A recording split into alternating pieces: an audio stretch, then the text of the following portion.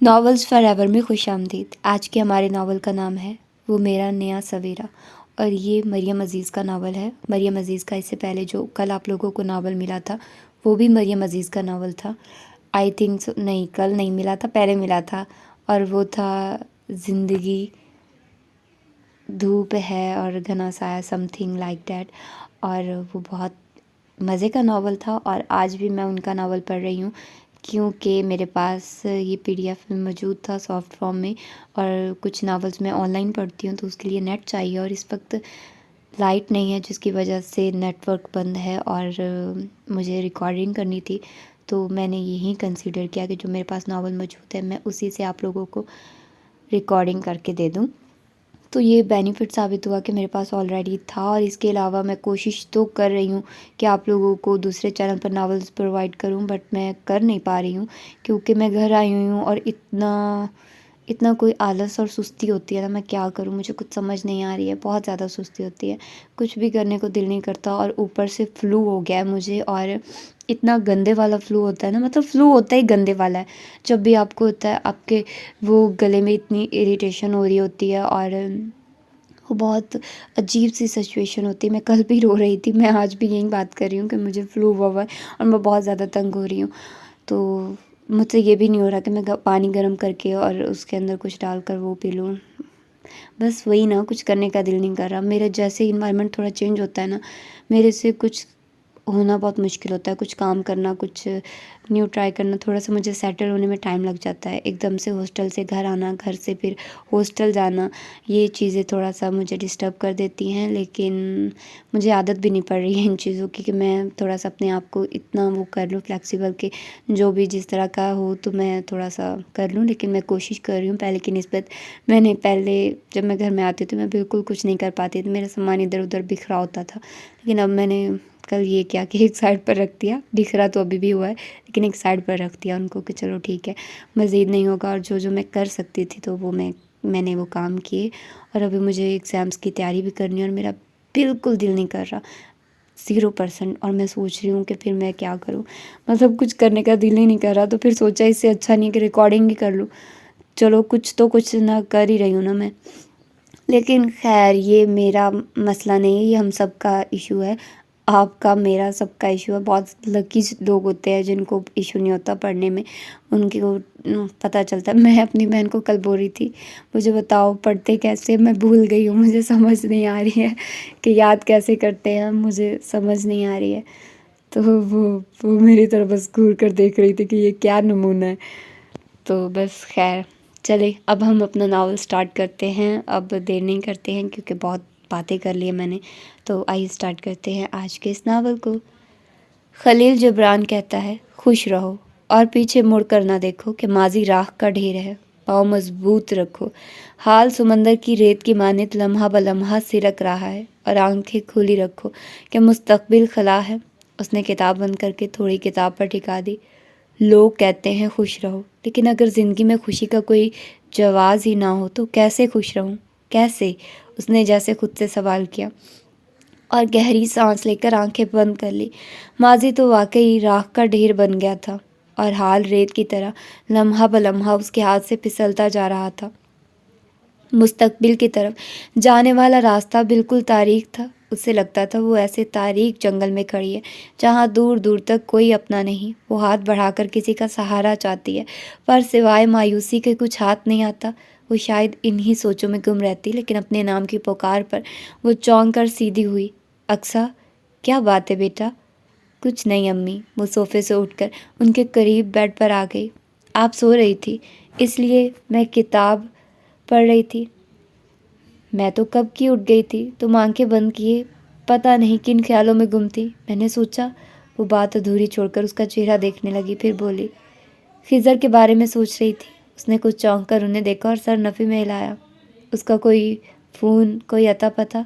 नहीं अम्मी, अब के उसने उकताए हुए अंदाज में कहकर टांगे बेड से नीचे लटका ली। रोबीना बेगम ने बेसाख्ता ठंडी सांस भरी। इससे पहले कि वो उनकी तरफ मतवज्जे होती, सारिम भागता हुआ अंदर आया था और आते ही उसकी टांगों से लिपट गया। फूफो। जी मेरी जान। वो झुककर उसका मुंह चूमने लगी। फूफो खाना, आपने खाना नहीं खाया? उसने हैरान होकर सामने घड़ी की तरफ देखा जहाँ 9 बज रहे थे, जबकि वो 7 बजे तक खा लेता था। मामा कहाँ हैं? खाना। उसने अक्सा के सवाल का जवाब देने के बजाय उसका दुपट्टा खींचना शुरू कर दिया। अम्मी मैं आती हूँ। वो सारिम को गोद में उठाकर किचन में आ गई। सारा किचन उसी तरह बिखरा पड़ा था जैसा वो कुछ देर पहले छोड़कर गई थी। सिर्फ एक प्लेट का इजाफा था, यानी भाभी खाकर जा चुकी थी। वो ठंडी सांस भरकर शेल्फ की तरफ आ गई। अभी उसने देगची का ढक्कन उठाया ही था कि डोरबेल बज उठी, और वो जानती थी कि दरवाज़ा उसे ही खोलना है, और आने वाले हस्बे तवक्को नबील भाई थे। उसके सलाम का जवाब देकर वो हस्बे मामूल अम्मी के कमरे के सामने रुककर उन्हें सलाम करके और रोज़ाना का जुमला आपकी तबीयत कैसी है पूछकर अपने कमरे में चले गए। सारिम भी अपने पापा को देखकर खाना भूलकर उनके पीछे कमरे में चला गया, तो वो दोबारा किचन में आ गई। कुछ देर बाद नबील भाई की आवाज़ पर उसने गर्दन मोड़कर देखा, जहाँ दरवाजे में नबील भाई सारिम को गोद में लिए खड़े थे। अक्सर प्लीज़ खाना गर्म कर दो, तुम्हारी भाभी की तबीयत ठीक नहीं। आप चले मैं ला रही हूँ। वो उनके कहने से पहले ही फुलके डालने के लिए तवे को चूल्हे पर रख चुकी थी। जितनी देर नबील भाई खाना खाते रहे, वो सारिम के मुंह में छोटे छोटे नवाले डालती रही। किचन से फारिग होकर जब वो कमरे में आई, अम्मी सो चुकी थी और घड़ी 11:30 बजा रही थी। उसे सुबह 7 बजे उठना था। वो आंखें बंद करके बिस्तर पर लेट गई। थकन इतनी थी कि कुछ देर बाद वो गहरी नींद में थी। उफ, इतनी सर्दी, जोर जोर दुहाई देता है। वो असेंबली से क्लासरूम की तरफ जा रही थी जब अमरीन ने शॉल अपने गिर लपेटते हुए दुहाई दी, जबकि अक्सा सिर्फ मुस्कुरा कर रह गई। कसम से सुबह कंबल से बाहर आने को दिल नहीं करता, और मुंह धोना वो तो अजाब लगता है। अगर क्लास के बच्चों का ख्याल ना हो तो मैं मुंह भी ना धोऊं। अब की बार वो खुलकर मुस्कुराई थी। शुक्र है तुम मुस्कुराई तो, वरना तुम्हारी सड़ी हुई शक्ल देखकर मुझे इख्तलाज होने लगा था। अब की बार भी उसने सिर्फ मुस्कुराने पर इत्तफा किया था। खुदा के लिए अक्सा कुछ फूट दो, मैं ही बक बक किए जा रही हूँ। क्या बोलूँ, तुम्हें सुन तो रही हूँ। खैर छोड़ो, ये बताओ आंटी की तबीयत कैसी है? अब बेहतर है। खिज़र का फ़ोन आया, और यही सवाल था जिससे वो बचती फिरती थी, लेकिन हमेशा बात घूम फिर कर खिज़र तक आ जाती थी। नहीं, वो कदर बेजारी से बोली। इससे पहले कि अमरीन उससे मज़ीद पूछती, वो खुदा हाफिज़ कहकर अपनी क्लास में घुस गई। नामानूस से शोर से उसकी आंख खुली थी। उसने मंदी मंदी नज़रों से घड़ी की तरफ देखा, जहाँ शाम के 5 बज रहे थे। उसने गर्दन घुमाकर दाएं तरफ देखा। उसका बिस्तर खाली था। वो जल्दी से उठी। उन्हें नमाज पढ़ता देखकर उसने सुकून का सांस लिया। बाहर से अभी भी शोर की आवाज़ आ रही थी। उसने कान लगाकर समझने की कोशिश की। शोर किचन से बर्तनों के पटखने का था, और साथ साथ भाभी के बोलने की आवाज़ें भी आ रही थी। उसके माथे पर शिकने नमूदार होने लगी। वो गहरा सांस लेते हुए खड़ी हो गई। अक्सा अभी वो 2 कदम ही चली थी कि रुबीना बेगम की आवाज़ पर रुक गई। कहाँ जा रही हो बेटा? अम्मी किचन में जा रही हूँ। बेटा, साइमा के मुंह लगने की ज़रूरत नहीं, उसे आदत है ईंट फेंक कर लड़ाई मोल लेने की। तुम कुछ भी नहीं कहोगी तो भी तुम्हारे भाई को 3 की 5 करके सुनाएगी। उसने थूक निगल कर हमेशा की तरह गुस्से को सब्र के घूंट की तरह पी लिया। जी अम्मी, मुझे पता है। मैं अपने लिए चाय बनाने जा रही हूँ, आप पियेंगी? उनके सर हिलाने पर वो बाहर निकल आई। शहर में सारिम अपनी साइकिल चला रहा था। उसे देखकर वो उसे खेलने के लिए बुलाने लगा, तो वो उसे आने का इशारा करके किचन में आ गई। साइमा एक नज़र उसे देखकर दोबारा चावल धोने लगी, तो वो भी खामोशी से अपने लिए चाय बनाने लगी। चावल धोने के साथ साथ बुड़बुड़ाने का सिलसिला भी जारी था। 5 लोग खाने वाले और एक मेरी अकेली जान पकाने वाली। अगर बंदा बीमार है तो भी किसी को इतनी तौफीक नहीं कि मदद कर दे। अम्मी के पास बहाना है, मैं बीमार और बूढ़ी औरत हूँ, चलो उन्हें सब माफ़। और इन मोहतरमा के पास ये बहाना है, मैं स्कूल जाती हूँ, 3 बजे आती हूँ, थक जाती हूँ, अब इसमें मेरा क्या कसूर है? अक्सा खामोशी से सुन रही थी। इतनी गलत बयानी पर उसे मुंह बंद रखना मुश्किल हो रहा था। चाय उबल रही थी। उसने चूल्हा बंद कर दिया इससे पहले कि वो चाय कप में डालती। बाहर दरवाजे पर बेल हुई थी। वो सब कुछ छोड़ छाड़ कर किचन से बाहर आ गई। दरवाज़ा खोलते ही जो चेहरा उसे नजर आया, उसने एक पल के लिए उसे साकित कर दिया। क्या बात है अक्सा, अंदर नहीं बुलाओगी? उसे यूं ही दरवाजे में खड़ा देखकर बानो बेगम मुस्कुराई, तो वो जैसे हैरत के असर से निकल कर होश में आई। सॉरी खाला, अस्सलाम वालेकुम, अंदर आइए। वो दरवाजे से हटकर साइड पर हो गई। कैसी हैं आप? वो दरवाज़ा बंद करके उनके करीब आ गई। मैं तो ठीक हूँ, तुम सुनाओ। और रुबीना कैसी है? सुना है उसकी तबीयत ख़राब थी। जी, बीपी लो हो गया था, अब ठीक है। वो ड्राइंग रूम की तरफ ले जाने लगी तो उन्होंने मना कर दिया। तभी साइमा भाभी ने किचन से बाहर झांका था। कैसी हो बहू? अच्छी हो खाला, आप कैसी हैं? दूसरों के सामने भाभी की खुश इखलाकी ऐसे ही ज़ाहिर होती थी। अक्सर मैं रोबीना के पास बैठूंगी। उनके कहने पर वो उन्हें लेकर अम्मी के पास आ गई। वो जो किसी सोच में गुम थी, उनको आता देखकर विसाख्ता खुश हो गई थी। उन्हें बातें करता छोड़कर वो किचन में आ गई। 2 कप चाय तो थी, उसे कतीले में डालकर उसने फ्रिज से कबाब निकाले। कबाब फ्राई करके जब वो ट्राली सेट कर रही थी, तभी साइमा दोबारा अंदर दाखिल हुई। वाह भाई वाह, होने वाली सास की बड़ी खातिरें हो रही हैं। वैसे तो मैडम से हिला नहीं जाता, चलो इसी बहाने ही सही आंटी बानो शायद खुश होकर तुम्हें रुखसत ही करवा लें। कम अज़ कम एक बोझ तो मेरे सर से टलेगा। शाबाश, कैबिनेट में निमको और बिस्किट भी रखे हैं, वो भी ले लो, शायद मीठा खाकर वो कोई अच्छी खबर ही सुना दे। इतना कहकर वो वापस मुड़ गई। उनकी बातें हमेशा जल्दी पर तेल का काम करती थी, अब भी ऐसा ही हुआ था। उसने सख्ती से निचले होंठ को दांतों तले दबाकर अपने लफ्ज़ों का गला घूंटा था, जबकि आंखों में मिर्चें सी भरने लगी। उसने आंखें बंद करके गहरा सांस लिया और फिर खुद को पुरसुकून करके वो ट्राली घसीटती हुई अंदर आ गई। पहले के बरक्स अब रुबीना बेगम के चेहरे पर काफ़ी रौनक थी। वो मुस्कुराती हुई उनके करीब आ गई। मैंने फ़ोन नहीं किया तो तुमने भी मेरा पता नहीं किया, और ना मेरी अक्सा बेटी ने। नहीं खाला, ऐसी बात नहीं, मैं रोज़ आपको याद करती थी, और अम्मी भी, बस स्कूल से आकर इतनी थक जाती हूँ, कुछ करने को दिल ही नहीं करता। फिर पिछले दिनों अम्मी भी बीमार थी, बस इस वजह से। उनके छोटे से सवाल का जवाब उसने पूरी तफसील से दिया था। उसने चाय का कप उनकी तरफ बढ़ाया, जिसको थामते हुए उन्होंने बगौर उसके चेहरे का जायज़ा लिया। अक्सा बहुत कमज़ोर लग रही है। बानो बेगम के कहने पर अक्सा ने बेसाख्ता उन्हें देखा। एक अजीब सी मुस्कुराहट उसके चेहरे पर आई थी।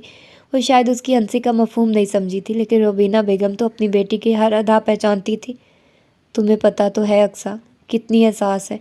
और फिर मेरी बीमारी का इसने असर भी बहुत लिया, और सारा दिन स्कूल की दर्द सरी, फिर घर के काम, मुरझाएगी नहीं तो और क्या होगा। ये तो है, मैंने पहले भी तुमसे कहा था अक्सा, ये स्कूल की जॉब छोड़ो। जी खाला, लेकिन सारा दिन घर में क्या करूं? उसके सवाल का हमेशा की तरह उनके पास कोई जवाब नहीं था। उनकी खामोशी महसूस करके रुबीना बेगम को बोलना पड़ा। सोबिया ठीक है? खिज़र का कोई फ़ोन आया? हाँ, सोबिया ठीक है, और खिज़र का तकरीबन रोज़ ही फ़ोन आता है। क्यों अक्सा, खिज़र तुम्हें फ़ोन नहीं करता? इस्तफार पर उसका सर नफ़ी में हिला तो वो काफ़ी हैरान हुई। अच्छा, मुझे तो कह रहा था मैं बात करता हूँ। खिज़र ने आना कब है? आखिर रुबीना ने वो सवाल पूछ लिया जो उनके और अक्सा के लिए इम्तिहान बना हुआ था। मैं भी उसी का इंतज़ार कर रही हूँ। हर बार कहता है कि इस साल उस साल, लेकिन हर बार कोई ना कोई मसला हो जाता है। मुझे तो अब खुद तुमसे ख़ास कर अक्सा से शर्म आती है, पर मैं और खिज़र दोनों ही मजबूर हैं। लेकिन तुम फिक्र ना करो, मैंने खिज़र से कह दिया, अब कुछ भी हो तुम इस साल हर सूरत आ रहे हो। सोबिया और खिज़र दोनों की इकट्ठी शादी करूँगी। उन्होंने रोबीना का हाथ पकड़कर उन्हें तसल्ली दी, और ऐसी तसल्ली पर वो दोनों सिवाय मुस्कुराने के और क्या कर सकती थी। वो जाते जाते उसे भी काफ़ी तसल्लियाँ देकर गई थी। शायद उनकी तसल्लियों का असर था कि वो सब खदशे दिमाग से झटक कर सुकून की नींद सोई थी। स्कूल में इम्तिहान हो रहे थे। इम्तिहान के बाद रिज़ल्ट ने उसे अच्छा खासा मसरूफ़ कर दिया था। पिछले साल उसे बेस्ट टीचर का अवार्ड मिला था, और इस दफ़ा भी उसे ही ये अवार्ड मिलने का चांस था। वो अपना काम हमेशा लगन से करती थी, वजह अवार्ड नहीं, बल्कि वो शुरू से ही अपने पेशे से बहुत मुखलिस थी। दूसरा, बच्चों से उसे खसूसी लगाव था। बच्चे सबको ही अच्छे लगते हैं, लेकिन उसे कुछ ज़्यादा ही अच्छे लगते थे। इसलिए ना सिर्फ अपनी क्लास बल्कि स्कूल के दूसरे बच्चों से भी उसकी अच्छी खासी दोस्ती थी। आज पेरेंट्स डे था। वो सुबह से ही मसरूफ़ थी। एक ही जगह पर बैठे रहने से अब उसे थकन होने लगी थी। फहद के पेरेंट्स के जाते ही उसने आंखें बंद करके कुर्सी की बैग से टेक लगा ली। आहट पर उसने आंखें खोलकर देखा।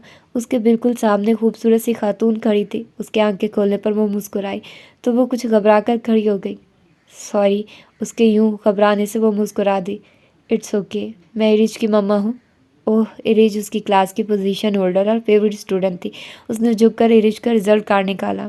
इरिज बहुत ब्रिलियंट स्टूडेंट है एंड वेरी नाइस गर्ल। उसकी तारीफ पर उसकी मम्मा के चेहरे पर फखरिया मुस्कुराहट आई थी। Your good name please? Aqsa.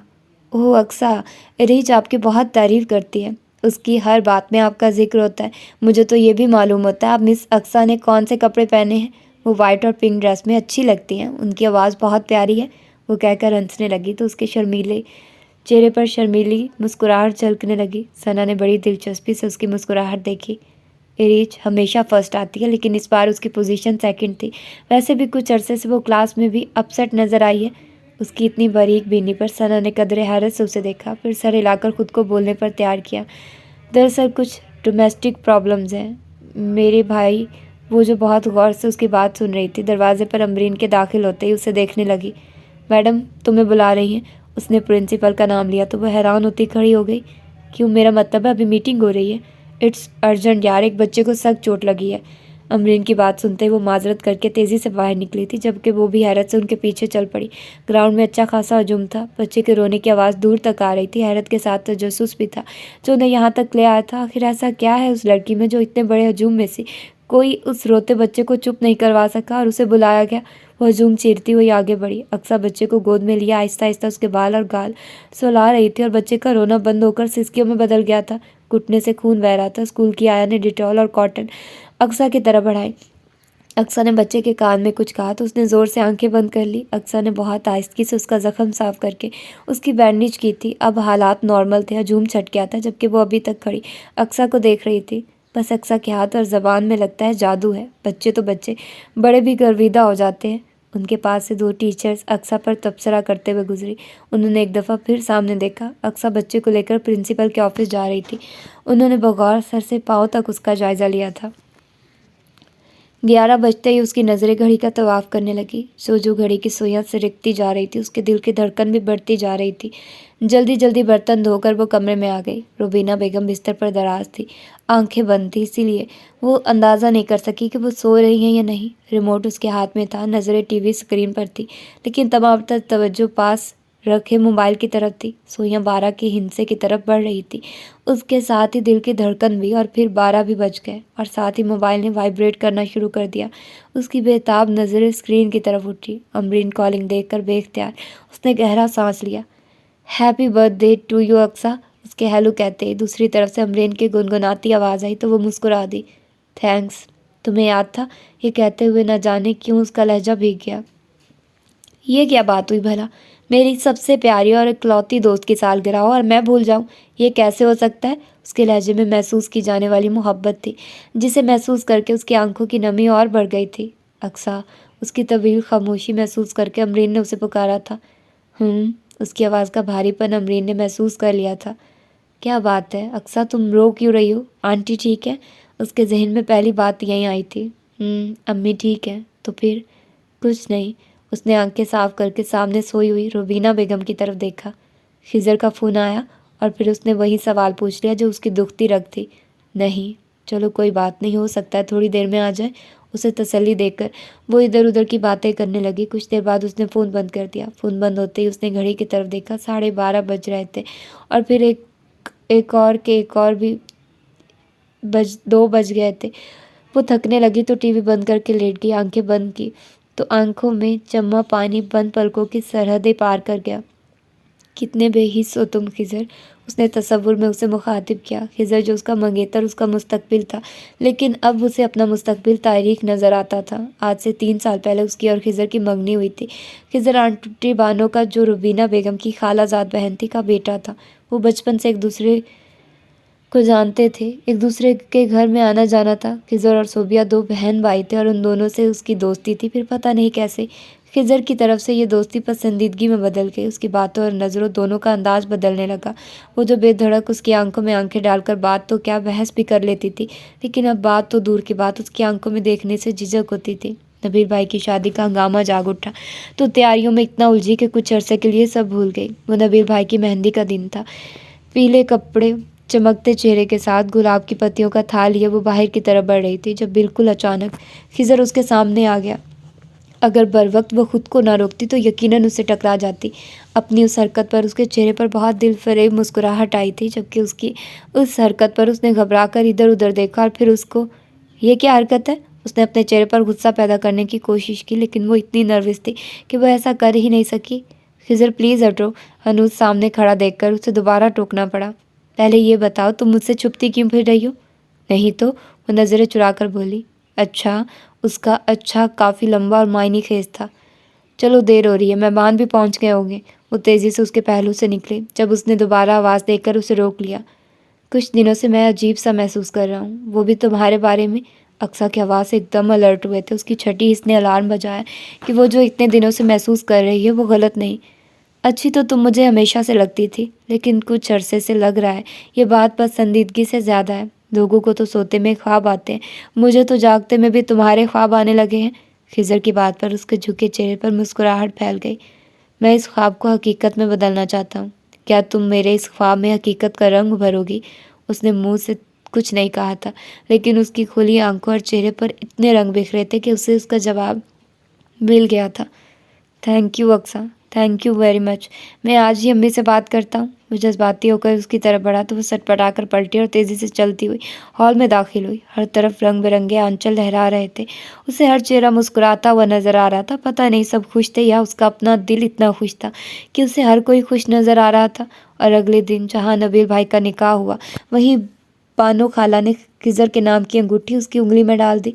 मंगनी के बाद उसे पता चला खिज़र उसकी कितनी परवाह करता है। वक्त गुजरने के साथ साथ उन्हें साइमा भाभी की आदतों का अंदाज़ा भी हुआ। खिज़र कभी कभी उससे मिलने आ जाता था। उसके जाने के बाद साइमा बातों बातों में उस पर तंज करती, जिसको देखते हुए रुबीना बेगम ने उसे कहा कि वो खिज़र को ज़्यादा आने से मना कर दे। इतनी रुकावटों के बावजूद सब ठीक था। उसे ये यकीन तो था कि वो उसी का है। और फिर फ़ोन पर सुबह शाम का राब्ता भी था। सब कुछ ठीक जा रहा था। ज़िंदगी खूबसूरत लगने लगी थी कि अचानक सब कुछ बदल गया। वो सर्दियों की शाम थी। सारिम की पैदाइश की वजह से साइमा भाभी अपनी अम्मी के घर पे थी। नबील भाई का ज़्यादातर वक्त वहीं गुजरता। घर पर सिर्फ वो और अम्मी होते। अब भी वो दोनों अकेले थे। वो रुबीना बेगम के लिए सूप बना रही थी जब दरवाजे पर दस्तक हुई। वो आंच धीमी करके बाहर आई। दरवाजे में खिज़र को खड़े देखकर पहले तो वो हैरान हुई और फिर एकदम खुश हो गई। तुम अचानक? क्यों, मैं अचानक नहीं आ सकता? वो मुस्कुराते हुए अंदर आ गया। नहीं, मैं इसलिए हैरान हूँ, अभी थोड़ी देर पहले मेरी तुमसे बात हुई थी, तब तो तुमने आने के बारे में नहीं बताया। तौबा, कितनी तहकीकात करती हो। खाला कहाँ है? उसने कमरे की तरफ इशारा कर दिया। वो गुनगुनाते हुए सूप बाउल में डाल रही थी। जब खिज़र के खनखारने पर पलटी, वो दरवाजे के साथ टेक लगाकर खड़ा था। यहाँ क्यों खड़े हो? अंदर चलो, मैं गर्मा गर्म सूप ला रही हूँ। एक मिनट रुको अक्सा, मुझे तुमसे ज़रूरी बात करनी है। खिज़र ने उसके हाथ से ट्रे लेकर स्लैब पर रख दी। तुम जानती हो मेरी सबसे बड़ी ख्वाहिश क्या है? उसके सवाल पर वो मुस्कुराई। वो जानती थी उसकी सबसे बड़ी ख्वाहिश खुद उसका हसूल है। इससे पहले वो कुछ कहती, वो बोल उठा, अमेरिका। अमेरिका जाना मेरी ज़िंदगी की सबसे बड़ी ख्वाहिश है। वो ड्रीम लैंड जिसका जवाब सब ख्वाब सब देखते हैं, लेकिन वहाँ जाना किसी किसी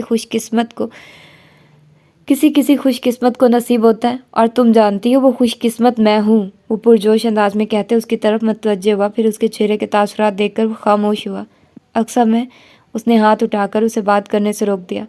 मैं आज तक यही समझती रही कि तुम्हारी अव्वलीन ख्वाहिश मैं हूँ। मुझे नहीं पता था तुम्हारी ज़िंदगी में मेरी अहमियत ही नहीं। बात करते करते उसका लहजा रूहान सा हो गया। तुम्हें ये क्यों लगा कि मेरी ज़िंदगी में तुम्हारी अहमियत नहीं? तुम सबसे पहले, फिर कुछ और। उसके नज़दीक आ गया।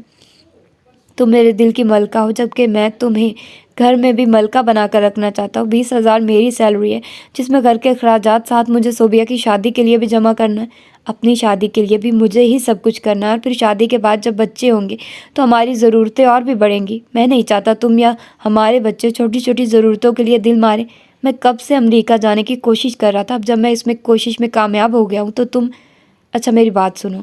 वो उसका हाथ थामकर बाहर से ही में ले आया। वो उसे अपने मुस्तकबिल की प्लानिंग बता रहा था और वो चुपचाप दोनों हाथ गोद में रखे उसे ही देखे जा रही थी।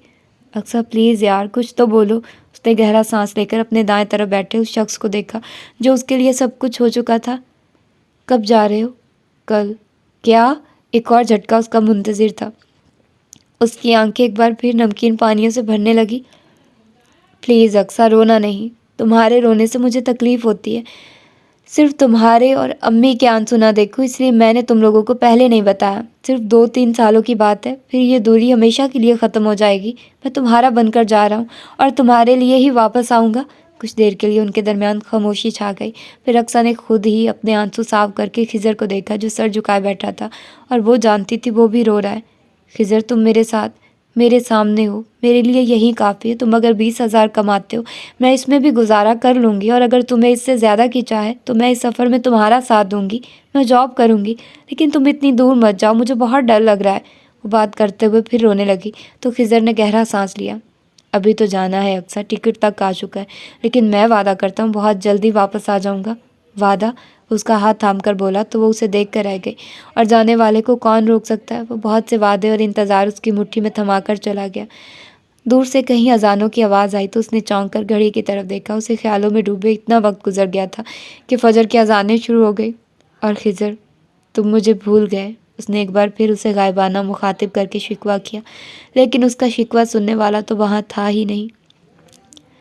जूस का सिप लेकर उसने गहरा सांस लिया और गुस्से से अमरीन की तरफ देखा, जो मुसलसल पिछले 5 मिनट से उससे घूर रही थी।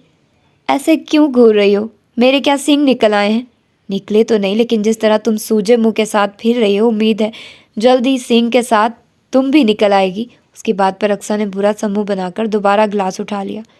मैंने सोचा था आज मोहतरमा का बर्थडे है, कोई केक शेक खाने को मिलेगा, लेकिन यहाँ तो सुबह से लिफ्ट ही नहीं। बंदे को इतना कंजूस भी नहीं होना चाहिए। उसके तंज पर भी अक्सा के रवैये में कोई फ़र्क नहीं आया, तो उसे सीरियस होना पड़ा।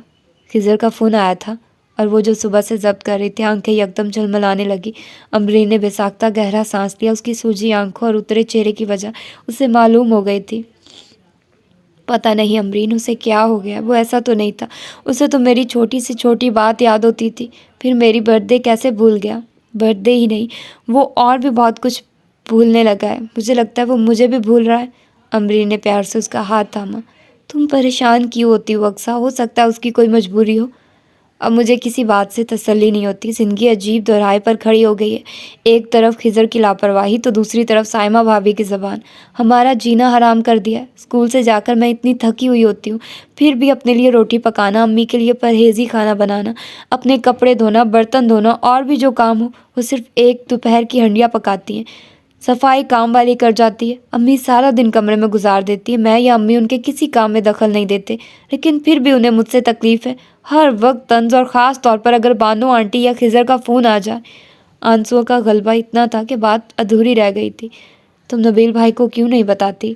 कोई फ़ायदा नहीं, उन्हें साइमा भाभी में कोई ख़राबी नज़र नहीं आती, और उनकी शिकायत लगाकर मैं नबील भाई की नज़रों में बुरी नहीं बनना चाहती। ये कहकर उसने खुद ही अपने आंसू साफ कर लिए। तुम तो बहुत बहादुर हो अक्सा, इन बातों को दिल पर मत लो। तुम्हारे सब्र का सिला अल्लाह ताला तुम्हें ज़रूर देंगे। बस खिज़र आ जाए, सब ठीक हो जाएगा। अमरीन ने उसके शाने के गिर्द बाजू फैलाकर उसे तसल्ली दी, तो वह सर हिलाकर रह गई। घर में दाखिल होते ही उसकी पहली नज़र रुबीना बेगम के पास बैठी बानो बेगम और सोबिया पर पड़ी। वो मुस्कुराते हुए उनकी तरफ बढ़ी। वो दोनों से सालगिरह की मुबारकबाद देने आई थी। जहाँ ये एहसास कि उन दोनों को उसकी सालगिरह याद थी खुशी दे रहा था, वहीं एक एहसास दर्द भी था। जिसके दम से ये रिश्ते थे, उसे तो ये एक अहम दिन याद भी नहीं था। बानो आंटी ने जब उसकी पेशानी चूमकर उसे 5,000 पकड़ा, तो न जाने क्यों उसकी आंखें नम होने लगी। वो उनके सामने रोकर उन्हें अपनी कमज़ोरी नहीं दिखाना चाहती थी, इसलिए कपड़े तब्दील करने का कहकर अपने कमरे में आ गई। अक्सा अपने पीछे सोबिया की आवाज़ सुनकर उसने तेज़ी से आंखें साफ कर ली। लो बात करो। वो अपना मोबाइल उसकी तरफ बढ़ा रही थी। उसने सवालिया नज़रों से उसे देखा तो उसने मुस्कुराकर मोबाइल उसके हाथ में थमा दिया। हेलो। उसके हेलो करने पर दूसरी तरफ से खिज़र की आवाज़ सुनाई दी थी। Happy birthday to you. वो उसे विश कर रहा था और उसका दिल चाह रहा था वो ज़ोर ज़ोर से रोना शुरू कर दे। हेलो अक्सा, तुम सुन रही हो? उसकी मुसलसल खामोशी पर वो उसे ज़ोर से पुकारने लगा।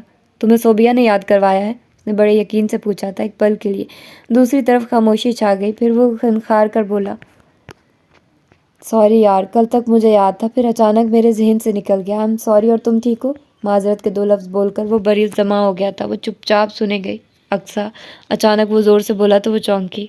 मैं फिर कॉल करूँगा, मेरे दोस्त आ गए और मैं अम्मी को पैसे भेजूँगा, तुम अपनी मर्ज़ी से कुछ ख़रीद लेना। इससे पहले कि वो कुछ कहती फ़ोन बंद हो गया। वो कितनी देर तक फ़ोन हाथ में लिए साकित खड़ी रही। कुछ ऐसा था जो उसे लग रहा था ठीक नहीं, लेकिन क्या? अक्सा उलझ रही थी। तभी सोबी अंदर दाखिल हुई। हो गई बात? उसकी तरफ फ़ोन बढ़ाते हुए वो मुस्कुरा दी। क्या कह रहा था खिज़र? अक्सा ने नज़र उठाकर उसे देखा। एक पल के लिए उसने सोचा कि उसके जहन में जो शक है उसे सोबिया से डिस्कस करे। आखिर वो उसकी सहेली भी है। लेकिन खिज़र से मंगने के बाद इस दोस्ती में कुछ फ़र्क तो आया था, और इसी फ़र्क ने उसे बात करने से रोक दिया। कुछ ख़ास नहीं, तुम सुनाओ, लाइफ कैसी जा रही है? खुद पर से उसका ध्यान हटाने के लिए उसने बात का रुख उसकी तरफ मोड़ दिया। सामने का मंजर कोई ख्वाब नहीं बल्कि हकीकत था। वो दोनों औरतें ऐसे रो रही थी जैसे कोई मर गया हो, लेकिन कोई मरा नहीं था। हाल बता, उसके यकीन का जनाजा ज़रूर उठा था। उसने बरसती नज़रों से रुबीना बेगम को देखा, जो बिल्कुल साकित बैठी थी, लेकिन आंखों से पानी ऐसे गिर रहा था जैसे अभी कभी खुश्क नहीं होगा। और उनके साथ बैठी बानो बेगम रोने के साथ उसे बुरा भला भी कह रही थी। बोलो, मेरी तरह तुम भी उसे कोस लो, लेकिन यूँ चुप तो ना रहो। उन्होंने एकदम रुबीना बेगम के सामने हाथ जोड़ दिए, लेकिन वो तो बस अक्सा को देखे जा रही थी। उनकी नज़रों के ताक़ुब में उन्होंने देखा तो जैसे अचानक उन्हें उसकी मौजूदगी का एहसास हुआ। वह जल्दी से उठकर उसके सामने आ गई। अक्सा मैं मुजरिम हूँ, ना होते हुए भी तुम्हारी गुनहगार हूँ, मुझे माफ़ कर दो। मेरे बेटे ने जो धोखा दिया मैं उसे उसके लिए कभी माफ़ नहीं करूँगी। अक्सा ने गौर से उनके आंसुओं से भीगे चेहरे को देखा और एक नज़र उनके बंधे हाथों को, उसने हाथ बढ़ाकर उनके बंधे हाथों को खोल दिया और कुछ कहे सुने बगैर बाहर निकल आई। साइमा भाभी घर पर नहीं थी, इसलिए तमाशे में चार चांद नहीं लगे थे। उसने ड्राइंग रूम में आकर दरवाज़ा लॉक कर लिया तो जो उसकी छठी हिस्स कह रही थी वो सही था। खिज़र की बेरुखी लातल्की की वजह यह थी कि उसकी ज़िंदगी में कोई और आ गया था। उसने वहाँ शादी कर ली है। ये खबर सुनाने वाली खुद उसकी माँ है, लेकिन वो फिर भी बेयकीन थी। वो पसंदीदगी, वो मोहब्बत के दावे सब कहाँ गए? उसने एकदम आंसू साफ किए थे और नज़रें घुमाकर कुछ तलाश किया था और आखिर उसे उस मतलूबा चीज़ मिल गई थी।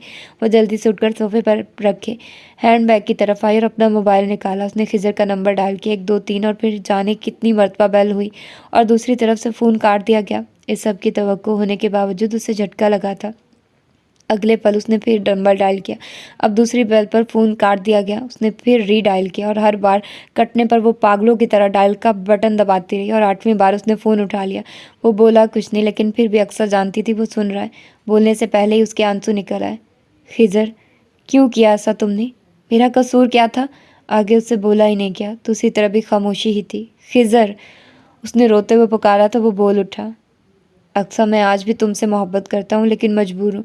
सुजैन से मैंने शादी मोहब्बत में नहीं, ज़रूरत के तहत की है। उसकी शर्त है मेरा किसी और से कोई ताल्लुक़ ना हो। वो शकीब भी बहुत है और मैं तुम्हें धोखा नहीं देना चाहता था और ना ही तुम्हें अपने इंतज़ार में बांध कर रखना चाहता था। तुम बहुत अच्छी हो और मुझे यकीन है तुम्हें बहुत अच्छा जीवन साथी मिलेगा। मुझे एहसास है जो मैंने तुम्हारे साथ किया है, लेकिन अगर हो सके तो मुझे माफ़ कर देना। सिर्फ इतने से अल्फाज बोल देने से उसके दुख का मदावा हो जाएगा। अब तो उसने अपने कानों से सुन लिया था। पीछे क्या बचा था? एक आस थी, शायद वो कह दे ये सब झूठ है, मैं तो मजाक किया था। लेकिन मोहब्बत ज़रूरत के आगे हार गई थी। अक्सर मैं तुमसे मिलने आई हूँ। उसे यहाँ बैठे 10 मिनट से ज़्यादा हो गए थे, लेकिन वो मुसलसल खामोश अपने ख्यालों में गुम थी, तो मजबूरन उसे खुद ही उसे बुलाना पड़ा। तुम कुछ कह रही थी? उसके सवाल पर अमरीन का दिल चाह अपना सर दीवार पर दे मारे। तुम्हें क्या हो गया है अक्सा? खुद को देखो, क्या हाल कर लिया है। कितने दिन से लगता है ना तुमने मुंह धोया है और ना ही कंघी की है। क्या हुआ है? मंगनी टूटी है ना? कोई आसमान तो नहीं टूटा? लोगों की शादियां खत्म हो जाती हैं, लेकिन लोग खुद को यूं बर्बाद नहीं कर लेते। अपने लिए नहीं तो कम से कम आंटी के लिए सोचो। वो तो जी ही तुम्हारे लिए रही हैं। अगर तुम इस तरह खुद को कमज़ोर जाहिर करोगी तो उनको कौन हौसला देगा? अगर उन्हें कुछ हो गया तो? उसके सवालिया अंदाज पर अक्सर ने दहल कर उसे देखा। तुम ठीक कह रही हो अमरीन, मेरी शादी नहीं हुई थी इससे, लेकिन मेरे दिल पर पहली दस्तक तो उसने दी थी। उसकी जगह मैं कैसे किसी और को दे सकूंगी? तुम जितनी अच्छी हो, अल्लाह ताला ने तुम्हारे लिए बहुत अच्छा सोचा होगा। मुझे तो यकीन है अल्लाह ताला ने तुम्हारे लिए ऐसा हमसफ़र चुना होगा जो सही मायनों में तुम्हारे काबिल होगा और तुम्हारे लिए बेहतर होगा। तुम स्कूल दोबारा ज्वाइन कर लो। वैसे भी सारा स्कूल तुम्हारे बगैर उदास है। तुम्हारे स्टूडेंट, हत्ता कि उनके पेरेंट्स भी। वो तुम्हारी चहेती स्टूडेंट इरेज की मम्मी ने उस दिन इतनी बार तुम्हारा पूछा तो मुझे यह कहकर जान छुड़ानी पड़ी कि तुम्हारी तबीयत ख़राब है, इसलिए तुम छुट्टी पर हो। उन्होंने मुझसे तुम्हारा नंबर और एड्रेस भी ले लिया था। उसने सरसरी अंदाज में सुनते हुए बात बदल दी। अपने सामने खड़ी हस्ती को देखकर वो इतनी हैरान हुई थी कि सलाम करना भूल गई थी। उस हस्ती के पीछे अमरीन का चेहरा नमूदार हुआ तो वो जैसे होश में आई। अस्सलाम वालेकुम। वालेकुम अस्सलाम। कैसी हैं आप अक्सा? जी ठीक हूँ, आप अंदर आइए। उसके उन्हें अंदर बुलाने के साथ अमरीन को सवालिया नज़रों से देखा। मैंने तुम्हें बताया था कि रीच की मम्मी तुम्हारा पूछ रही थी। आज उन्होंने कहा कि वो तुमसे मिलना चाहती है, तो मैं उन्हें यहाँ ले आई। अमरीन की वजाहत पर उन्होंने अक्सा की परेशान बल्कि कदरे हैरान शक्ल देखी। आपको बुरा लगा मेरा यहाँ आना? उनके इतने वाजे सवाल पर वो गड़बड़ा कर रह गई। नहीं, ऐसी बात नहीं है, बस वो अचानक। आप आइए ना। वो उन्हें लेकर ड्राइंग रूम की तरफ आ गई। मैं काफ़ी अरसे से आपसे मिलना चाह रही थी। आप तो मुझे वाकई बीमार लग रही हैं। जी कुछ दिन बुखार रहा, लेकिन अब मैं ठीक हूँ। उसने मुस्कुराकर उन्हें देखा, जबकि अमरीन इस दौरान मुसलसल मुस्कुराती नज़रों से उन दोनों को देख रही थी। तभी बाहर से सारिम के रोने की आवाज़ आई। अक्सा कहाँ हो? संभालो अपने लाडले को। दादी पुप्पो ने मिलकर लाडले की आदतें ख़राब कर दी हैं। कहीं टिक कर बैठने नहीं देता। इतने मज़े से रोज़ी और उसकी सास की लड़ाई का किस्सा सुन रही थी। भाभी बोलते हुए ड्राइंग रूम में दाखिल हुई, लेकिन वहाँ अजनबी सूरत देखकर उनकी तेज़ी से चलती ज़बान को एकदम ब्रेक लगा था। रीच की मम्मी ने सलाम किया तो वो वालेकुम अस्सलाम कहती हुई उनका बगौर जायज़ा लेती एन उनके सामने बैठ गई, जबकि सारिम भागकर अक्सा की गोद में आया था और उसके मुरझाए हुए चेहरे पर एकदम रौनक आ गई थी। उसने झुककर उसका मुंह चूमा था। सना, इरिज की मम्मी ने बगौर उस मंजर को देखा था और जैसे उनके फैसले को मज़ीद तक़वियत मिल गई थी। ये कौन है? बगौर जायज़ा लेने के बाद साइमा भाभी ने अक्सा से पूछा। ये रीच की मम्मी है, रीच मेरी स्टूडेंट है। ओह, साइमा भाभी ने अब्रू अचका कर उन्हें देखा। मैं अपना पूरा तारुफ खुद करवा देती हूँ। अक्सा को तो शायद मेरा नाम भी याद नहीं। उनके कहने पर वो जी भर के शर्मिंदा हुई थी। वाकई उसे उनका नाम याद नहीं था। मेरा नाम सना है। मेरी बेटी अक्सा की स्टूडेंट है। वो तो अक्सा की फ़ैन है। हम भी अक्सा के गर्विदा हो गए। अच्छा। साइमा ने मायनी खेज नज़रों से अक्सा को देखा, जो फीकी मुस्कुराहट चेहरे पर लिए सारिम के हाथों को देख रही थी। अक्सा, तुमने अभी तक इन्हें कुछ ठंडा गर्म नहीं पूछा? जी। वो सारिम को गोद में लिए उठने लगी तो सना ने रोक दिया। मुझे कुछ नहीं चाहिए अक्सा, बैठो, मुझे आपसे बात करनी है। लेकिन कुछ नहीं, आप बैठो। सना के ज़्यादा इसरार पर उसने एक नज़र अमरीन को देखा और खामोशी से बैठ गई। आपके घर में कौन कौन है? जी, मैं, अम्मी, मेरे भाई, ये साइमा भाभी और ये मेरा भतीजा सारिम। उसके तारुफ पर वो मुस्कुराकर बोली। आपके फादर? उनकी डेथ हो चुकी है। ओह सॉरी, क्या मैं आपकी अम्मी से मिल सकती हूँ? उनकी फरमाइश पर वो तीनों काफ़ी हैरान हुए थे। इस हैरत से सबसे पहले साइमा निकली थी। चले, मैं आपको अम्मी के पास ले चलती हूँ। वो दरअसल बीमार है, इसलिए ज़्यादातर अपने कमरे में रहती हैं। आइए। वो उन्हें लेकर रुबीना बेगम के कमरे की तरफ बढ़ी। अमरीन भी पीछे लपकी थी जब अक्सा एकदम उसका बाजू थामकर उसे रोक लिया। आखिर चक्कर क्या है? क्या? अमरीन ने हैरत से उसे देखा। यही एरिज की मम्मी, आखिर ऐसी कौन सी मेरी उनकी दोस्ती थी जो घर तक चली आई और अब अम्मी के पास? वो बुरी तरह उलझी हुई थी। मैं तो खुद हैरान हूँ। परसों उन्होंने मुझसे तुम्हारा एड्रेस और नंबर लिया था और आज शामी उसका अपना छोटा भाई भागता हुआ आया। बाजी बाहर कोई बाजी इतनी बड़ी कार में आई है। मैं अभी इतनी बड़ी कार वाली बाजी के बारे में अंदाज़ा ही लगा रही थी कि ये अंदर आ गई और तुम्हारे बारे में पूछने लगी। और ये 3 मिनट के वॉक के दौरान जिस कदर इंक्वायरी कर रही थी, ऐसा लग रहा था जैसे तुम्हारा रिश्ता लेने आई है। अक्सा चौंकी थी। फिर अमरीन अंदर जाने की बजाय उसके साथ किचन में आ गई। जब वो दोनों ट्रॉली लेकर अंदर आई, वहाँ का माहौल काफ़ी खुशगवार था। सना रुबीना बेगम के पलंग पर उनके करीब उनका हाथ थामे जाने क्या कह रही थी कि रुबीना बेगम के चेहरे पर बड़ी खूबसूरत मुस्कुराहट थी, जबकि साइमा आंखें फाड़े उन दोनों को देख रही थी। अच्छा आंटी, चलती हूँ। उम्मीद है जल्द आपसे मुलाकात होगी। रुबीना बेगम से मिलकर साइमा की तरफ मुस्कुराहट उछालकर उन्होंने अक्सा की तरफ देखा और मुस्कुराकर बाहर निकल आई। अक्सा उन्हें दरवाजे तक छोड़ने आई थी। दरवाजे के करीब रुककर उन्होंने अक्सा से कहा, मैंने तुम्हारी अम्मी से एक सवाल किया जिसका जवाब तुम्हें देना, और मैं उम्मीद करती हूँ वो जवाब मेरे हक में होगा। उसका गाल थपथपाकर बाहर निकल गई, जबकि वो हक्का बक्का दरवाजे की खाली चौखट को देखती रह गई। अंदर आई तो रुबीना बेगम अमरीन से बात कर रही थी। उसे आता देखकर खामोश हो गई। बज़ाहिर खुद को लापरवाह जाहिर करते हुए वो टीवी ऑन करके बैठ गई। दिल में खासी खुदबुद मची थी, लेकिन साइमा भाभी के सामने वो कोई सवाल नहीं करना चाहती थी। ओके अक्सा, मैं चलती हूँ, कल आऊँगी, तुम बैठो। उसे उड़ता देखकर उसने मना कर दिया। अमरीन के पीछे भाभी और सारी में बाहर निकल गया और वो जो इन हमाक से टीवी देख रही थी, उनके जाते ही रुबीना बेगम की तरफ मतवज्जो हुई। वो भी जैसे उसकी मुंतजिर थी। जानती हो वो खातून क्यों आई थी? अपने भाई के लिए तुम्हारा रिश्ता लेकर। ये बताते हुए उनके चेहरे पर बेपनाह खुशी थी, लेकिन आगे जो कुछ उन्होंने बताया वो उसके हवास को झटका देने के लिए काफ़ी था। वो सारिम को खाना खिलाते हुए सख्त जज्बुज़ हो रही थी। उसकी वजह सारिम ने बल्कि साइमा भाभी थी, जो सारे घर में गुनगुनाती फिर रही थी और उसके करीब से गुजरते हुए उनके गुनगुनाने की आवाज़ और तेज़ हो जाती थी। और वो जानती थी उस खुशी की वजह क्या है। यही वजह थी, वो उसे सख्त जहर लग रही थी। आनी पुप्पो, मुझे अपने ख्यालों में गुम थी। सारिम की आवाज़ पर चौंक कर दरवाजे की तरफ देखा, जहाँ से अमरीन अंदर दाखिल हो रही थी। कोई और वक्त होता तो अमरीन की आमद उसके लिए खुशी का बायस होती, लेकिन इस वक्त उसे अमरीन का आना भी अच्छा नहीं लग रहा था। हेलो गुड्डू मुट्टू, अमरीन ने उसके बजाय सारिम से सलाम दुआ की थी। इसके बाद वो इधर उधर की बातें करने लगी। अमरीन, काम की बात करो। उसके टोकने पर अमरीन जो सारिम से बात कर रही थी, उसे एकदम ब्रेक लगा था। सारिम को अंदर भेजकर वो अक्सा की तरफ मुतवज्जो हुई। क्या मैं शादी से इनकार की वजह पूछ सकती हूँ? मैं जानती हूँ तुम्हें अम्मी ने बुलाया, तो जाहिर सी बात है उन्होंने इनकार की वजह भी बताई होगी। नहीं, उन्होंने मुझे कोई वजह नहीं बताई। उन्हें लगता है तुम खिज़र की वजह से इनकार कर रही हो, और मुझे भी यही लगता है। अक्सर मैं कम अज़ कम तुमसे इस पागलपन की उम्मीद नहीं करती थी। उस खिज़र के लिए तुम अपने मुस्तकबिल को तारीख करना चाहती हो, जिसने तुम्हारे जज्बात, प्यार, किसी चीज़ की कदर नहीं की। कितनी आसानी से तुम्हें बताए बगैर, कोई ठोस जवाब दिए बगैर तुम्हें अपनी ज़िंदगी से निकाल दिया।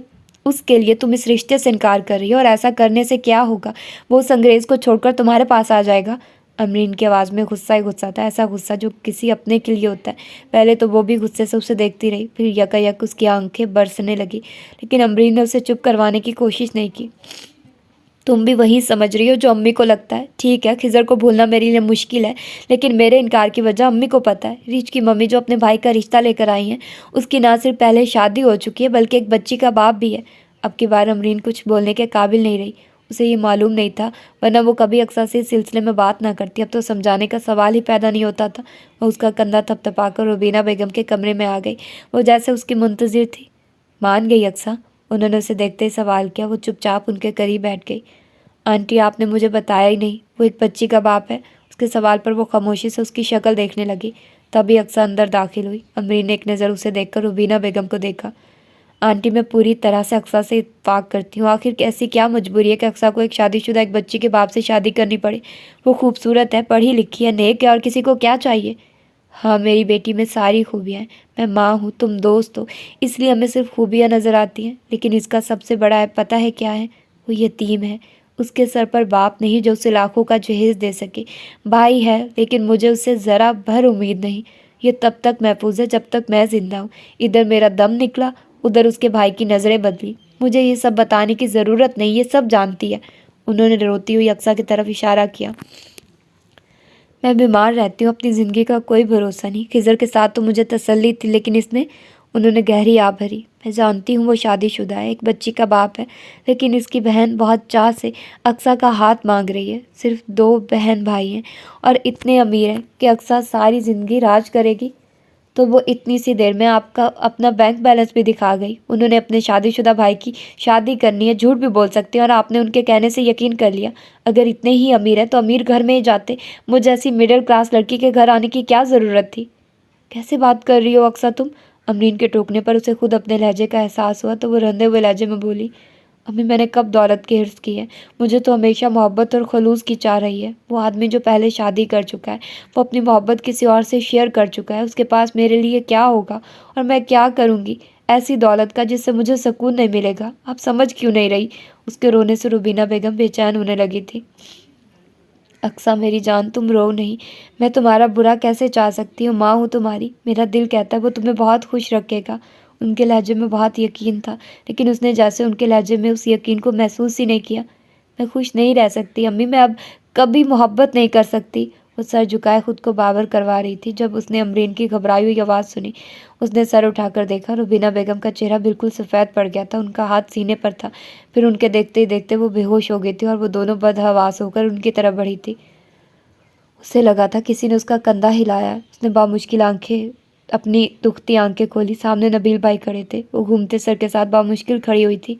अक्सा, तुम कल से यहाँ हो और सोई भी नहीं। तुम्हारी तबीयत भी ठीक नहीं लग रही। तुम ऐसा करो, घर चली जाओ। नहीं भाई, मुझे घर में चैन नहीं आएगा।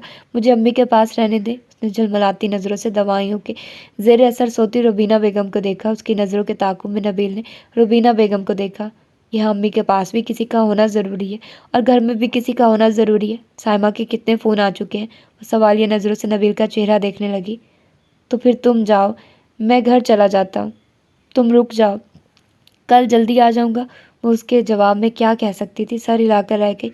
नबील के जाते हुए रुबीना बेगम के बेड के करीब आ गई और उनका हाथ दोनों हाथों में थाम कर होंठों से लगा लिया। आज उनकी जो हालत थी उसकी जिम्मेदार वो खुद को ठहरा रही थी। उन्हें जो खदशे थे वो उसे तब महसूस नहीं हुए थे, लेकिन अब वो उन्हें महसूस कर सकती थी। सिर्फ 2 दिन, और उन 2 दिनों में खुद को कितना अकेला महसूस किया था जब उसकी माँ का वजूद कुछ लम्हों के लिए खामोश हुआ था। और अगर अगली सोच पर उसने बेख्तियार सख्ती से आंखें बंद की थी। सब बातें, सब खदशे अपनी जगह, लेकिन उसके दिल में जो खदशे थे उनका क्या? इस बात की क्या ज़मानत है कि ये रिश्ता उसकी ज़िंदगी में खुशियाँ लेकर आएगा? उसकी सोचों को ब्रेक ने टेबल पर रखे सेल फ़ोन की वाइब्रेशन ने लगाया था। उसने बड़ी आहिस्तगी से रुबीना बेगम का हाथ बिस्तर पर रखा और फ़ोन उठाकर कोने में आ गई। स्क्रीन पर नज़र आने वाला नंबर अनजाना था। उसने ऑन का बटन प्रेस कर दिया। हेलो, अस्सलाम वालेकुम। अक्सा, मैं सना बात कर रही हूँ। दूसरी तरफ से आती आवाज़ और नाम सुनकर एक पल के लिए वो खामोश रह गई। हेलो। दूसरी तरफ से उसे फिर पुकारा गया। जी, कैसी हैं आप? मैं ठीक हूँ अक्सा। अमरीन से आंटी के बारे में पता चला, अब कैसी तबीयत है उनकी? जी, अब पहले से बेहतर है। अच्छा, तुम कौन से अस्पताल में हो और रूम नंबर क्या है? ओके, मैं सुबह चक्कर लगाती हूँ। उसके बताने पर उन्होंने कहा तो अक्सा ने बेख्तियार गहरा सांस लेकर फ़ोन बंद कर दिया।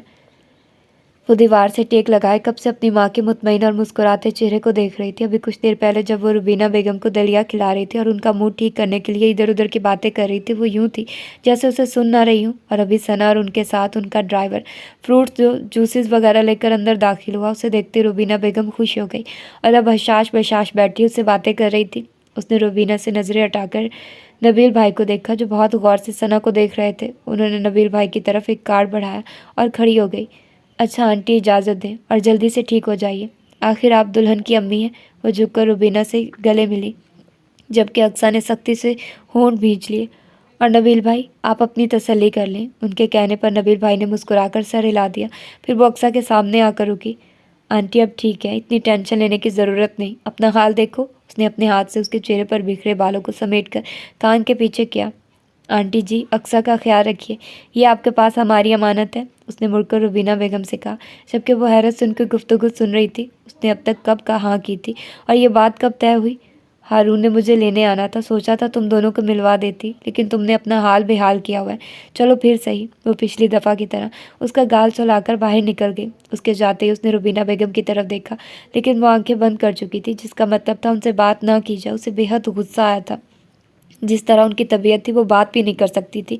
आज उन्हें डिस्चार्ज होना था और उसने घर पहुंचने तक खामोश रहने का फैसला किया। वो सारिम के लिए दूध लेकर आई थी, लेकिन नबील भाई के कमरे का दरवाज़ा आधा खुला था। उसने दस्तक के लिए हाथ उठाया, तभी उसे साइमा की आवाज़ सुनाई दी। वो उसके बारे में बात कर रही थी, लेकिन जब अपने नाम के बाद उसने हारून का नाम सुना तो दस्तक के लिए उठा। उसका हाथ बेसाख्ता उसके पहलू में ठहर गया। न चाहते हुए भी वो उनकी बात सुनने लगी थी। आप हारून का पता करने गए थे? हाँ, गया था। फिर क्या पता चला? साइमा भाभी की पुरतजस्सुस आवाज़ सुनाई दी। पता नहीं साइमा, मैं कुछ समझ नहीं पा रहा। वो जो सना साहिबा आई थी, उनके हुलिये से ही अंदाज़ा होता है वो खुशहाल है। फिर उनकी गुफ्तगू का अंदाज़ बहुत अच्छा है। अपने भाई के बारे में उन्होंने जो बताया वो सब ठीक है। अम्मी ने भी कहा कि उन्हें ये रिश्ता ना सिर्फ पसंद है बल्कि कबूल है। और मैं खुश होने के साथ हैरान भी था। आखिर इतने अमीर लोगों को हम जैसे लोगों में क्या नज़र आया? वो तो मुझे अब मालूम हुआ कि वो आदमी ना सिर्फ पहले शादी कर चुका है बल्कि एक बच्ची का बाप भी है, और अम्मी भी इस बात को जानती हैं। फिर भी हाँ, तो इसमें हर्ज ही क्या है? कैसी बातें करती हो साइमा? अब के वो गुस्से से बोले थे। अक्सा की अभी उम्र ही क्या है, और उसमें कोई ऐब है जो उसकी शादी एक बच्ची के बाप से की जाए? दौलत अपनी जगह, लेकिन मेरी बहन मुझ पर बोझ नहीं। ये भी खूब कही आपने, बहन बेटियां बोझ ही होती हैं। और उम्र की क्या बात आपने की? आपकी बहन इतनी नन्ही काकी नहीं, 32 साल की है, और आप तो ऐसे कह रहे हैं कि जैसे आगे बहुत आला रिश्ते मौजूद हैं।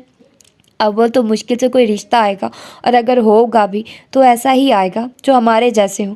इतना अमीर तो कोई भी नहीं होगा, और जो कोई भी होगा जहेज तो पूरा ही लेगा। कहाँ से दोगे? अम्मी को मेरा ख्याल है आपसे ज़्यादा अक्सा से प्यार होगा, और जब उनको कोई एतराज़ नहीं तो आपको क्या मसला है? अब की बार नबील भाई की कोई आवाज़ नहीं आई। शायद वो कायल हो गया था, और वो जो सोच रही थी उनसे दिल की बात करेगी वो उसके दिल में ही रह गई। लेकिन फिर भी एक बार अक्सा से पूछ लेते। नबील भाई की धीमी सी आवाज़ आई। आपकी बहन पर शायद अभी तक खिज़र का भूत सवार है, इसलिए उसमें फ़ैसला करने की सलाहियत अभी मौजूद नहीं। उससे ना पूछिए तो बेहतर है। वो चुपचाप वहाँ से हट गई। आखिर तुम हथेली पर सरसों जमाने पर क्यों तुली हो? सना ने हैरान होकर हारून को देखा। ना तो मैं शादी करना चाहता हूँ और ना ही मुझे ज़रूरत है।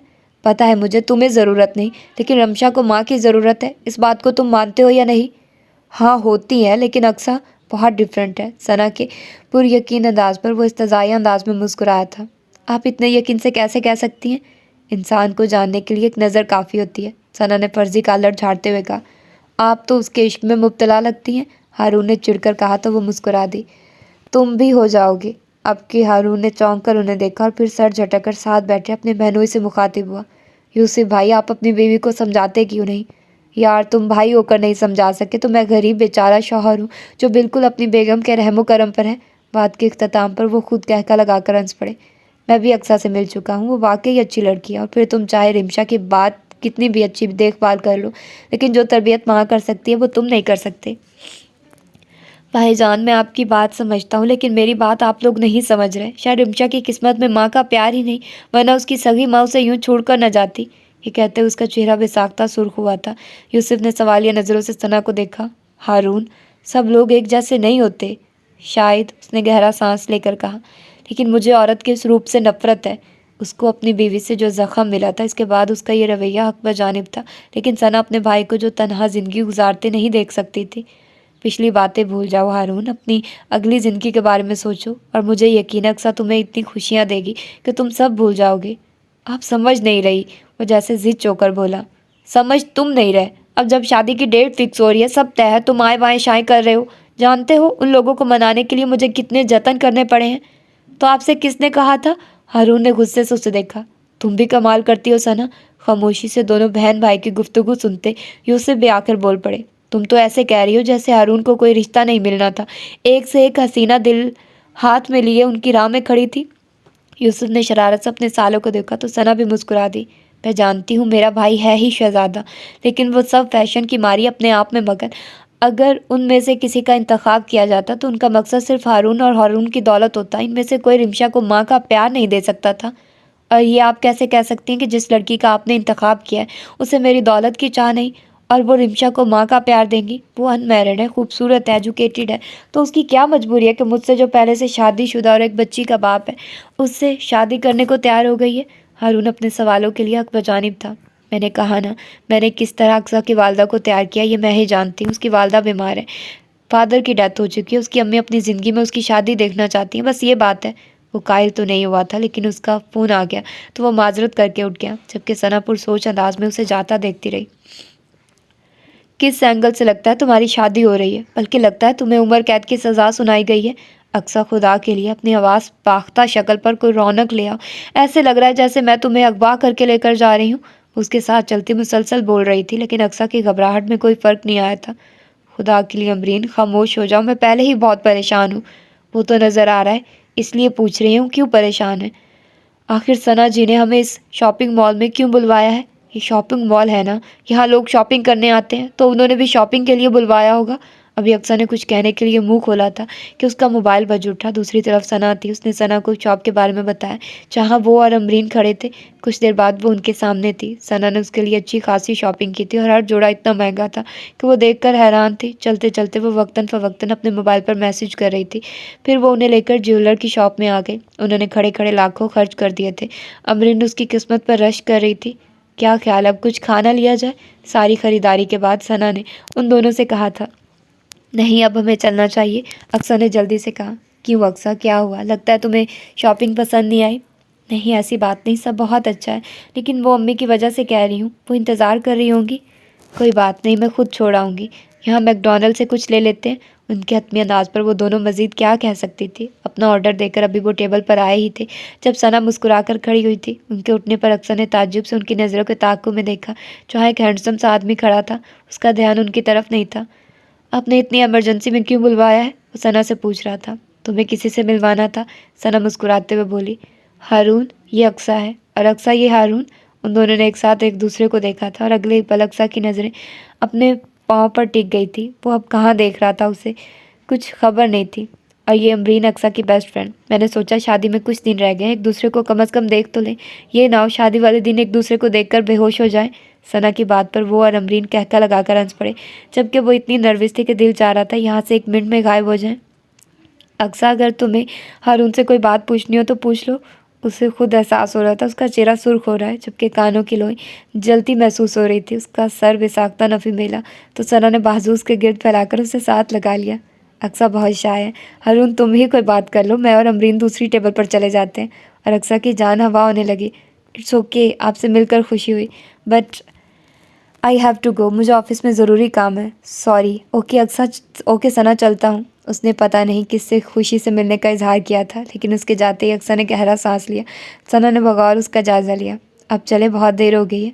हाँ चलो, अब की बार सना ने संजीदगी से जवाब दिया। अक्सर और अमरीन को छोड़कर जब वो घर की तरफ जा रही थी, उनके चेहरे पर सोच की गहरी परछाइयाँ थीं। हारून भाई का कोई फ़ोन आया? वो जो अपने कपड़े पैक कर रही थी हैरत से अमरीन को देखने लगी। तुमसे उन्होंने कहा था कि वो फ़ोन करेंगे? अमरीन जो शरारत से उसे देख रही थी, उसका जवाब सुनकर मुस्कुरा दी। कहा नहीं था तो क्या हुआ, फ़ोन बगैर कहे भी आ सकता है। नहीं आया, वो गुस्से से बोली। लगता है बड़ा अफसोस हो रहा है। वो काम छोड़कर एकदम सीधी हुई। अमरीन, तुम मुझे तंग करने आई हो? वो झुंझलाई। तंग करने नहीं, सिर्फ तुम्हारा जायज़ा लेने आई थी। मजाक एक तरफ, मुझे सही सही बताओ, तुम खुश हो? तुम्हें क्या लगता है? अक्सा ने उल्टा उसी से सवाल किया। मेरा जहाँ तक ख्याल है पहली वाली सिचुएशन भी नहीं। अगर तुम खुश नहीं तो नाखुश भी नहीं लग रही। अमरीन की बात पर वो मुस्कुरा दी। सही कह रही हो, मेरी एक हाँ से मेरी माँ के चेहरे पर जो रौनक आई है, इसके बाद मुझे कोई अफसोस नहीं रहा। मैंने सब अपनी किस्मत पर छोड़ दिया। ये फ़ैसला अम्मी का फ़ैसला है, इसमें उनकी दुआएं शामिल हैं। बस। वो कंधे झुकाकर बोली। अल्लाह अपने बंदे के साथ कभी बुरा नहीं कर सकता। और सना जिस कदर मोहब्बत से ले जा रही है, कसम से मुझे तुम पर रश्क आता है। और हारून भाई को देखकर तो सारा अफसोस ख़त्म हो गया। कितनी शानदार पर्सनैलिटी है उनकी। बस मेरी ये दुआ है, जिस मोहब्बत की तुम हकदार हो वो तुम्हें ज़रूर मिले। उसकी दुआ पर वो मुस्कुरा दी थी। उसने माजी की राख को दिल से खुरच कर खुशहाल मुस्तकबिल की दुआ करते हुए निकाहनामे पर साइन किए थे। लेकिन जाने फिर भी क्यों कितने ही आंसू आंखों से गिरे थे। सना ने किसी किस्म के जहेज से मना कर दिया था, लेकिन रुबीना बेगम ने फिर भी अपनी तौफीक के मुताबिक काफ़ी दिया था। वो पता नहीं कब से उसके लिए जमा कर रही थी। वो तो इतना कुछ देखकर हैरान थी। अमरीन बार बार उसे कह रही थी वो बहुत खूबसूरत लग रही है, लेकिन उसका आईना देखने को दिल ही नहीं चाह रहा था। उसे स्टेज पर ले जाया गया और कुछ देर बाद रुखसती का शोर उठा था। वो जो बिल्कुल साकित थी, माँ के गले लगते वो सकता टूट गया था। वो इतना रोई थी कि सना को आगे बढ़कर उसे अलग करना पड़ा था। सारा रास्ता सना ने उसका हाथ थामे रखा था, जो उसके लिए तकवीत का बायस था, वरना जिससे इतना मजबूत रिश्ता जुड़ा था उसकी तो उसने आवाज़ भी नहीं सुनी थी। घर पहुंचते ही मुख्तलिफ रस्मों से उसका इस्तकबाल हुआ था। हर रस्म में उसके लिए चाहत थी। कुछ देर फ़ोटोशूट हुआ, फिर सना उसे कमरे में छोड़ गई। घर में अभी भी कुछ मेहमान मौजूद थे। वो हारून को ढूंढते हुए लाउंज में आई, जहाँ हुमैरा रिमशा की गवर्नेस खाना खा रही थी। तुम यहाँ हो? रिमशा के पास कौन है? रिमशा के सिलसिले में लापरवाही पर उसे गुस्सा आ गया था। जी वो हारून भाई रिमशा के साथ हैं। ये सुनकर उसके असाब और तन गए थे। दरवाज़ा खोलते उनकी पहली नज़र हारून पर पड़ी थी, जो रिमशा को सीने पर लेटाया आंखें बंद किए लेटा था। सना का दिल चाहा अपना सर दीवार पर दे मारे। हारून! उनकी पुकार में वाज़े तौर पर गुस्सा झलक रहा था। हारून ने सिर्फ आंखें खोलने पर इत्तफाक किया। मजबूरन उन्हें खुद बैठ तक आना पड़ा। हारून, तुम मुझसे निकाह करके लाए हो। अल्लाह ताला को हाजिर और नाजिर जान कर उसके हकूक़ है तुम पर। उसको यूँ नज़रअंदाज करके तुम उसके और अल्लाह के दोनों के गुनाहगार बन रहे हो। अपने लिए ना सही, रिमशा के लिए उससे तामुन करो। अगर तुम उसका ख्याल नहीं करोगे तो वो कैसे रिमशा को अपना सकेगी? अब की बार उसने आंखें खोलकर सना को देखा। तुम रिमशा की फ़िक्र ना करो, मैं रिमशा के साथ सोऊंगी। आज तुम्हारा अक्सा के साथ होना ज़रूरी है। कल बेशक रिमशा को पास सुला लेना। सना ने सोई हुई रिमशा को गोद में उठा लिया तो वो चुपचाप खड़ा हो गया। रुको हारून! वो दरवाजे के पास पहुंचा था जब सना की आवाज़ पर रुक गया। ये अक्सा को दे देना अपनी तरफ से, और प्लीज़ उसके साथ अच्छी तरह बात करना। ये कहते हुए सना का लहजा काफ़ी मलतुजी था। वो सर हिला कर रह गया। जब वो कमरे में दाखिल हुआ, वो बेड पर सर झुकाए साकित बैठी थी। उसके दाखिल होने पर भी उसके साकित वजूद में कोई हरकत नहीं हुई थी। अस्सलाम वालेकुम। उसके सलाम के जवाब में कोई जवाब नहीं आई। तो वो बेड के करीब खड़ा सामने दीवार को देखता और सोचता रहा कि बात कैसे शुरू करे। मैं आपसे जो बात करने लगा हूँ, आप मुझे गलत मत समझिएगा। मैं ये शादी नहीं करना चाहता था। बात ये नहीं कि कमी आप में है, बात सिर्फ इतनी है कि मैं किसी से भी शादी नहीं करना चाहता था।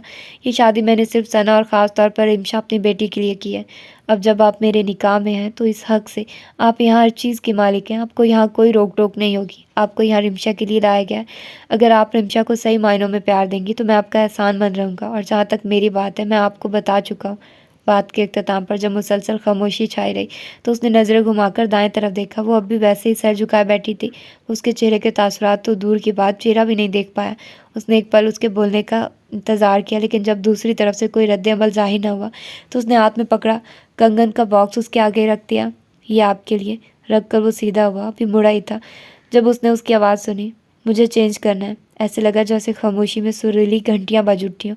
साथ ही चूड़ियों की छन छन पूरे कमरे में गूंज उठी। उसने मुड़कर देखा, वो भारी दुपट्टा और लहंगा संभालती बेड से उतर रही थी। उसके देखते ही देखते वो खड़ी हुई और सर उठाकर उसे देखा। उसे मुसलसल अपनी तरफ देखता पाकर उसने सर झुका लिया। वॉशरूम की तरफ उसने हाथ से इशारा किया। वो हवा के सबक झोंके की तरह उसके करीब से गुजरी थी, उसके एक एक कदम के साथ। हारून की नज़रें थी। जब ड्रेसिंग रूम में दाखिल होकर उसने दरवाज़ा बंद किया तो वह जैसे चौंक कर होश में आया। जब सना उसे यहाँ बिठा कर गई थी तो उसका दिल आने वाले लम्हों के ख्याल से बहुत तेज़ी से धड़क रहा था, लेकिन हर गुजरते पल के साथ धड़कन मध्यम होती जा रही थी। कितने ही पल गुजर गया और दिल जैसे धड़क धड़क के थक गया। और फिर दरवाज़ा खुला था। तब जब हर तरफ खामोशी छा चुकी थी, उसने आकर सलाम किया था, लेकिन वो कोशिश के बावजूद कुछ भी ना कह सकी। और फिर वो बोलता गया। वो सुनती रही। सब कुछ सुनकर उसे झटका लगना चाहिए था, लेकिन उसे लग रहा था उसमें सोचने और महसूस करने की सलाहियत ख़त्म हो चुकी है। वो कह रहा था उसे शादी की ज़रूरत नहीं थी। दूसरे मायनों में उसे उसकी ज़रूरत नहीं थी। ठीक ही तो कह रहा था। वो तो मोहब्बत कर चुका था जिससे उससे मोहब्बत की थी। जब उसने उसे नहीं अपनाया तो वो तो फिर उससे मोहब्बत नहीं करता था। उसे यहाँ किसी की माँ बनाकर लाया गया था। अब उसे किसी चीज़ की हाजत नहीं रही थी। वो बस वहाँ से हट जाना चाहती थी। उसके उठने पर पहली बार उसने उसे देखा था और उसने वाज़ेह तौर पर उसे चौंकते देखा था। वो नहीं जानती थी क्यों। वो भारी कदमों के साथ उसके बताए हुए दरवाजे की तरफ बढ़ गई। दरवाज़ा बंद करते ही उसकी पहली नज़र सामने दीवार गिर आईने पर पड़ी, जहाँ उसका अक्स बहुत वाज़ेह था। वो उसी अक्स के ज़ेर असर चलती हुई दीवार गिर आईने के सामने खड़ी हो गई। वो इतनी खूबसूरत लग रही थी कि उसकी खुद पर से नज़र नहीं हट रही थी। अमरीन ने उसे कहा था कि उस पर बहुत रूप आया, लेकिन उसके ने खुद को देखा भी नहीं था। लेकिन अब वो खुद को देखकर चौंक उठी थी और अपने चौंकने पर उसे किसी और का चौंकना भी याद आया था। क्या उसके चौंकने की वजह भी मेरा रूप था? नहीं, उसका सर खुद ही न पिघला। उसने गहरा सांस लेकर खुद पर से नज़र हटा ली। सबसे पहले उसने अपने दोनों हाथों की चूड़ियाँ उतारी थी। टीका, झूमर, हर उतरती चीज़ के साथ यादों और बातों का सिलसिला भी जारी था। वो बहुत आहिस्तगी से काम कर रही थी। जानती थी बाहर किसी को उसका इंतज़ार नहीं। अगर आज बाहर बैठे शख्स की जगह खिज़र होता तो इस ख्याल के आते ही जाने कहाँ से दो आंसू गालों पर लड़क गए। अम्मी, भाभी और भाई ने सोचा महलों में राज करूँगी। हाँ, ये घर महल ही तो है। यहाँ दुनिया की नेमत मौजूद है जो आम आदमी के बस की बात नहीं। उसने इर्द गिर्द नज़रें घुमाकर देखा, लेकिन उस महल के अंदर में एक ऐसी शहजादी हूँ जिसके जिस्म में दूसरों की ख्वाहिशों की सुइयां चबो दी गई हैं, जिसे अब कोई शहजादा आकर नहीं निकाल सकता। उसका चेहरा आंसुओं से मुकम्मल तौर पर भीग चुका था। कपड़े बदलकर कुछ देर यूं ही खड़ी वो अपने हवास बहाल करती रही। फिर उसने सख्ती से अपने चेहरे पर आए आंसुओं को साफ किया था। अपनी हर ख्वाहिश चाहत को दिल के कब्रिस्तान में दफन कर दिया था और अब वो सिर्फ हुक्म की गुलाम थी। बाहर निकलते ही उसे हैरत का झटका लगा था। उसका ख्याल था या तो वो सो चुका होगा या बाहर जा चुका होगा, लेकिन वो तो उसका मुंतज़िर था। उसको देखकर वो खड़ा हो गया था। मैंने सोचा आपको किसी चीज़ की ज़रूरत हो, वो उससे पूछ रहा था। उसका सर नफ़ी में हिला था। वो तकिया उठाकर सोफ़े के करीब आ गया। आप बेड पर आराम से सो जाइए। अक्सर ने सोफ़े को देखकर उसका कद देखा। इतने लंबे कद के साथ उस सोफ़े में समाना उसके लिए आसान ना था। वैसे भी बेड पर भी उसे नींद कहाँ आई थी। वो बेड पर जाने के बजाय सोफ़े के करीब आ गई। मैं यहाँ ठीक रहूँगी। इससे पहले वो मज़ीद कुछ कहता वो सोफ़े पर बैठ गई। उसका कतियत भरा अंदाज़ देखकर वो भी खामोशी से बेड की तरफ चला गया। अगले ही पल कमरा अंधेरे में डूब गया और कुछ देर बाद कमरे में नीलगो रोशनी फैल गई। वो आहिस्तगी से सोफ़े पर लेट गई। कमरे के साथ दिल में भी मुकम्मल खामोशी थी। कमरे में सिर्फ घड़ी की टिक टिक और एसी की खनकी फैली थी। दिमाग को उसने हर सोच से आज़ाद कर दिया था, इसलिए अंधेरा होते ही नींद गालिब आने लगी थी। वो जब बेड पर लेटा था, नींद आंखों से कोसों दूर थी। ये लड़की जो उसकी बीवी के रूप में आज उसके कमरे में मौजूद थी, इसकी सोच के बिल्कुल बरअक्स थी। उसकी इतनी बेमुरवती पर भी उसके चेहरे पर कोई तासुर नहीं आया था। क्यों? ये सवाल बार बार उसके जहन में आ रहा था। वो बिल्कुल भी उसके बारे में सोचना नहीं चाहता था, लेकिन मुसलसल उसे ही सोच रहा था। दरवाजे पर शायद दस्तक हुई थी। उसने उसे नींद से बेदार किया था। उसकी पहली नज़र बेड की तरफ गई, जहाँ पर अब कोई नहीं था। उसने बेदिली से नज़रें घड़ी की तरफ घुमाई। सुबह के 9 बज रहे थे। वो यूं ही लेटे लेटे सारे कमरे को देखने लगी। बेहद खूबसूरती से सजा कमरा भी उसमें कोई एहसास बेदार ना कर सका। नज़रें छत पर झूलते बाद नूज़ पर जा रुकी। फिर खुद थक कर वो उठ गई। जब वो वॉशरूम से निकली, सना कमरे के वस्त में खड़ी थी। उनकी नज़रें सोफ़े पर जमी थी, जबकि चेहरे पर सोचों का जाल बिछा था। उनकी नज़रों के ताक़ुब में अक्सर ने सोफ़े की तरफ देखा, जहाँ तकिया और चादर पड़ी थी। उसने बेसाख्ता निचला होठ दांतों तले दबाया था। आहट पर सना ने सामने देखा। अक्सर से नज़रें मिलने पर वो मुस्कुरा दी। मैं पहले भी आई थी, तुम शायद सो रही थी। नाश्ता तैयार है, इधर मंगवा लूँ या ड्राइंग रूम में चले? जैसा आप कहें। भाई मैं क्या कहूँ, तुम इस घर की मालकिन हो, तुम बताओ। अब की बार वो कुछ नहीं बोली तो सना उसके करीब आ गई।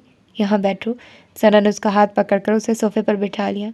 वैसे तो ये पूछना अच्छा नहीं लगता, ये तुम्हारी पर्सनल लाइफ है, लेकिन जो मुझे नज़र आ रहा है इस मामले में, अगर मैंने तुम दोनों के दिमाग में जो उलझने हैं ना दूर की, तो सब ख़त्म हो जाएगा।